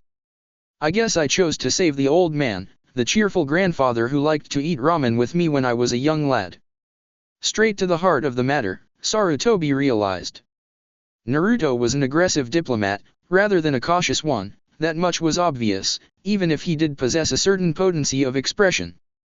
I regretted what I did then, just as I do to this day. Once you were hurt, once it was clear that the Cuba wouldn't be able to give you a new leg, my thoughts turned to your safety. I wouldn't be able to ensure your ninja education, I wouldn't be able to ensure you were strong enough to defend yourself from all sorts of potential hazards. Telling someone like me he can't do a thing just ensures he will, without your oversight. Sarutobi nodded. I realize that now. I could have nicer about it or found a better set of compromises, but I didn't. I was old and tired and I failed you again and again. You're right, the worst part was the school. The compromise with the civilians, who I could have overruled without much effort, kept you safe at the cost of your education. After all, it was hard to justify keeping an umbu on you when you were considered so helpless. I took the umbu away, kept you out of school, and the civilians on the council agreed not to ever inflame passions again concerning you. Such a treasonous admission, that they had done just that in the past, I should have punished, I know that now, another failure. Best I know they did keep their word, you were no longer something they noticed since you stopped most of your pranks and were never seen with their children in the classroom. An uneducated demonic child without a leg no longer seemed so ominous to them. Naruto took a dumpling. Sarutobi noted that Naruto's manners had certainly improved in the intervening years since their last meeting. Civilians, HNN. I always thought it foolish to have civilians on the council. In a village of mercenary ninja, what value does a civilian add to the discussion? I certainly don't listen to anyone who hasn't served as a ninja. Sarutobi reached out for his teacup, his very warm teacup, then set it back. It needed to cool. Why? Civilians, with no personal experience of war, are often more bloodthirsty than hardened military veterans. That is why only those who've done their time in the military may serve in high positions of civil administration and justice. To my mind, no sane ninja lusts after war, but he or she will turn to it in the final extreme. That is the right way. And what of the warmongers? As I said, no sane ninja wishes for war as a first option. My advisors who counsel war above all else, find that they are no longer my advisors. For years I waged a 4-man war, then a 2-man war, and then a 1-man war. I have committed atrocities in the name of peace when I hunted the Akatsuki, that I would not wish any other man to have to experience. I will not lust after war, but when it comes, and I know it will, I will make sure we win. It's harder than it sounds, Sarutobi said, by way of defending himself. People have opinions. You did not manage your counselors this way. I understand you named your former teammates as your counselors, and then let them run amok. And you placed a former rival for the office of Hokage there too, a bitter old man even at the age of 19. A mistake. All of my top advisors, especially number 3, are ninja who I could see myself appointing daimyo in my stead when I step down. They have the kind of restraint and judgment that I trust. You would never have appointed your rival, who assembled an alternate power structure to your increasing anger and impotent demands. I've read a few histories of the hidden leaf for sale on the Grand Concourse, or your atrophied teammates. They may have had sound minds, well suited to measuring out justice in a small town or leading a permanent delegation to a small, but important, trading partner. I do not keep them in the living city, nor do I keep them in the same posting for more than a year or two. I have no problems squashing an internal rebellion. After all, I can form up an army of special clones, known in these parts as the Black Hand, when I send them on missions or when they operate here in the living city to deal with a traitor or an infiltrator, and not even force my ninja to deal with such people or have those brutal actions on their consciences, but I wish to keep them from appearing in the first place. But, that's just how I handle things like that here. Sarutobi shrugged. He was too old to lead any longer. He hoped Naruto would be stronger than him when it came time to make difficult choices. All of Sarutobi's hardest decisions failed. He wouldn't bother to defend them. In many ways, he deserved the title of unluckiest ninja ever. Or maybe most foolish ninja ever. Sarutobi perked up, and abandoned his self-criticism, when he heard the next question. How long have you known I was here, old man? The question had genuine curiosity behind it. This question made Naruto seem less a daimyo, and more an old acquaintance. Weeks, yes, 7 weeks. You kept yourself well hidden. Until Wave Country became a protectorate of river, I hadn't even thought of daimyos and such in quite some time. My last letter to the Fire Lord was not well received. Naruto nodded. You refused to appoint yet another successor, if the rumors are correct. Indeed, you disbanded the ninja force and left the village in the hands of civilians. After the death of the Rokudaime Hokage, I just couldn't do it again. Naruto popped a small dumpling into his mouth. This was obviously his lunch, and the only food he might get until night. Naruto lived in even more of a bubble than Sarutobi had. Your choice for the 6th was strange, Naruto said. Hyuga Neji. A taijutsu specialist, without a summoning contract, or a famed original technique. A powerful jonin at the time, by all reports, but was he the strongest the village had left of the younger generation? Sarutobi shook his head. He certainly wasn't at Kage level when I appointed him, but neither was I when the Daime died. I grew into it. Jiraiya had 30 more years of experience than many Kages do when he took over. Normally this is a young man's game. Few ninja, especially the powerful ones, live to the age of 30. Only the Shodai and Yondaime were truly at an indisputable Kage level at the age of 20 when they took the reins of power. Not the Daime. My sensei was a good man, and his water techniques were powerful, but he was more a pacifist than I was. His appointment after the sudden death of the Shodai was political, although the Daime turned out to be a good leader. A great leader in wartime once he was pushed into it. I was stronger than sensei by the time I was 17, stronger than our Hokage at the time, but not stronger than the other Kages. So, the Hyuga. Sarutobi took the teacup and took a sip. It was a fine, rich tea, better than what he could find in even the finest shops in Wave. It was a political choice on my part. My son was dead, thankfully, as I found out a few months later when I examined his papers and deciphered them, as were Tsunade and some of our strongest jonin. Jiraiya had placed all the Umbu and jonin who were in the village under a special seal to prevent them from waking until he released them. He did not know who were loyal and who traitors. It took months after his death to unravel that blasted thing and get them all restored. A few nearly died from dehydration before we figured out what happened and located all of them. We had to feed them through tubes stuffed down their throats. A nasty business. I'd still like to wring my student's neck. The daimyo gave only a wry smile. His eyes involuntarily twisted to look at an unusual monument in the garden. When Sarutobi stared at it, it looked like the Uchiha clan fan had been engraved in it. An odd memorial for a land where the Uchiha had never lived. There was a story there, Sarutobi would have to ask, but perhaps not today. So, the pool was not terribly deep, Sarutobi continued, dropping his thoughts on that odd monument. But I wanted someone with passion. Oddly enough, the taciturn Hyuga was the most passionate, the most likely to bring at least temporary peace and solve our current problems. A year went by, a hard but promising year of rebuilding and mourning. Then he began his crusade to destroy the caged bird seal, a Hyuga clan abomination. It was rather ridiculous.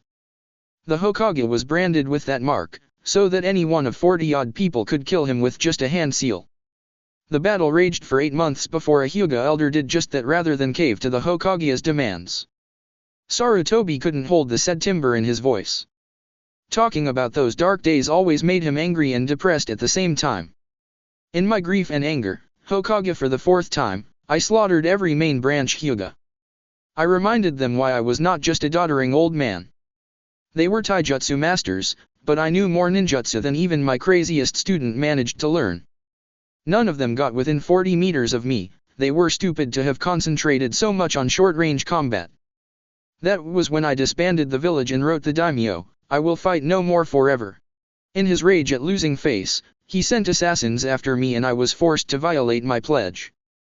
Naruto had been attentive to the entire story. He finally nodded, with an unreadable expression on his face. I had wondered why the old daimyo and a good portion of his family had a fatal accident around that time. A convenient lie told by the new Fire Lord who disliked his great-uncle, but did not care to have such a dishonor tarnishing him before he was invested. We declared neutrality and I moved with my grandson to Wave Country. Naruto nodded. A political nod, he had heard enough. A sad tale, the end of an idea. I did my part to rescue that village twice, once as a sacrifice when I was a few hours old, once as a protector during an invasion that did not concern me. I would not have gone out of my way to help them a 3rd time, nor certainly as many times as you have. Sarutobi drained his teacup. It was a delicious liquid, but it couldn't take away his temporary melancholy. You've become hard. Jaded? Yes. My story is my own, however. I will say that I know how and why to reward betrayal harshly. For instance, I had a neutrality with Lord Pain, then leader of Akatsuki. How did you? Jiraiya told me they were hunting the Biju. Lord Pain changed the plans once he rose to the top of the heap. However, once he realized that my plan for bringing peace to the elemental nations was working, while his was stuck in a rut, he attempted to betray me. When he proposed neutrality, I told him I knew his vulnerabilities and I gave him a demonstration. He did not believe I could duplicate my original show of force when he sent a sneak attack my way. 5 hours after I killed his assassins, I leveled his stronghold and killed him. He was surprised when he died. How? Sarutobi wondered. What was this technique? To kill such a powerful ninja, the one who was reputed to have slain Salamander Hanzo, the world's strongest ninja for more than 2 decades. From Naruto's smile, Sarutobi realized this was not a secret that he would be sharing. Sarutobi decided to ask an impertinent question. Your plan for peace, you mean your protectorates? Yes. This is the first phase.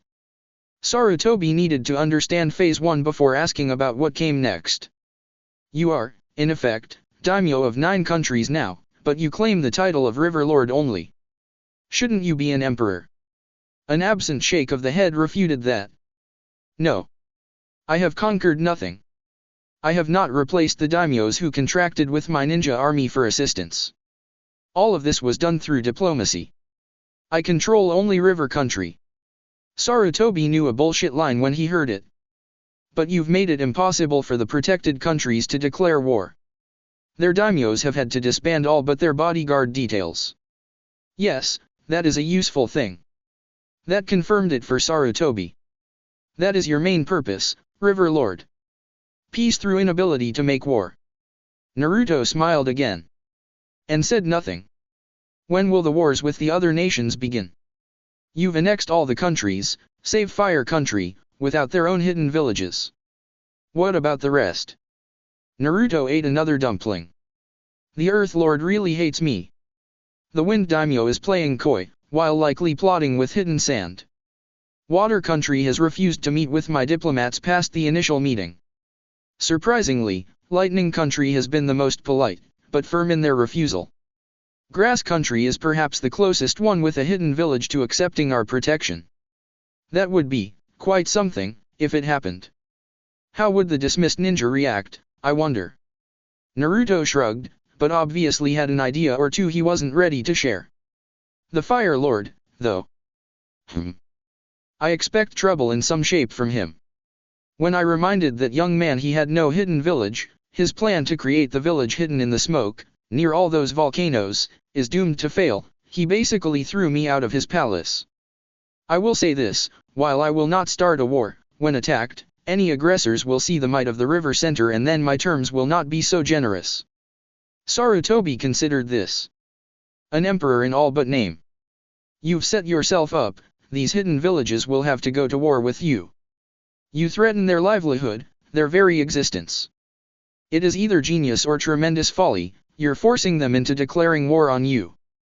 I never predicted this for you. Naruto's smile turned to stone. You left me to rot. I understand your reasoning and accept your apology, but I do not forgive you. I would rather be a happy chunin in the hidden leaf, eating ramen and jumping about like an over-caffeinated toad, than this, what I am.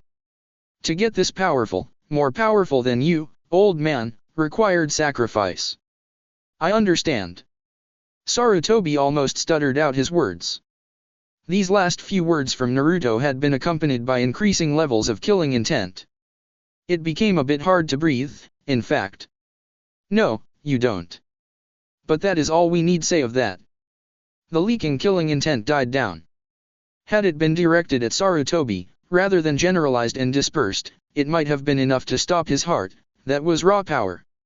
Do you wish to become a resident of the living city, to watch over your grandson? Sarutobi goggled for a moment at the abrupt change in the conversation. One moment Naruto was about to stop his heart, the next, he was offering Sarutobi a home in his capital city. He stalled, trying to figure this out. I had heard it was difficult to qualify. For one such as you, I would be glad to waive the rules, old man. Do you wish it? Sarutobi was quiet for a long time. His facile mind went over and over what he knew, what he suspected. Why do you offer? Naruto smiled. Had you been the slightest bit dishonest with me, or justified your decisions even now, we would have finished this conversation and I would have sent you on your way. You might have been able to see your grandson once or twice a year during breaks in his training. However, after what we've discussed this morning, I would like to remake the acquaintance of the old man, as it seems the bastard has gone on hiatus. It's also a favor to you, for kindnesses in the past. I suspect you would like to keep a closer eye on Kano Amaru. What a mouthful. Perhaps he should petition for a name change. There was the mischievous Naruto Sarutobi remembered. It didn't take long to consider the proposal. This had been some kind of a test, and Sarutobi had passed this round. Yes, I would like that. I would like to become a resident. Naruto stood and looked at Sarutobi. Let me walk you out of the garden then. I will have someone take you to the housing office. Nearly all residences are underground, you know, leaving all this land to grow beautiful plants. The rest of the conversation, once tense and personal, changed into the daimyo's well-rehearsed sales pitch concerning his capital city. He was proud of what he'd created, and it showed in his every word. If anyone were ever foolish enough to lay siege on us, we have enough food and spring water to last forever. Beauty and strength, a fine expression of both. As it is currently, most of the food we grow remains here while some is sent out in exchange for luxury goods from our trading partners. Fish and shellfish from the ocean, rice of the highest quality, ducks and pheasants and fat cows, teas and delicacies from all over. Sarutobi arrived back at the road that circled around the daimyo's garden. It was good to see you, Naruto. It was a pleasure for me, the daimyo said. I will expect to see you tomorrow, at noon. I have a less full afternoon then, and we might speak for a longer time. As it is, I must return for the political intrigue hour. Best of luck. Naruto, already well back in the garden, close to a dancing tree, turned around and smiled. It was different from how the young Naruto had smiled. It spoke of power, and rage, and pain. It spoke of insanity remedied and of a dream yet to be fulfilled. It was, at its heart, filled with hope. The end. That's it for part 4. Thank you for watching and see you on the next video.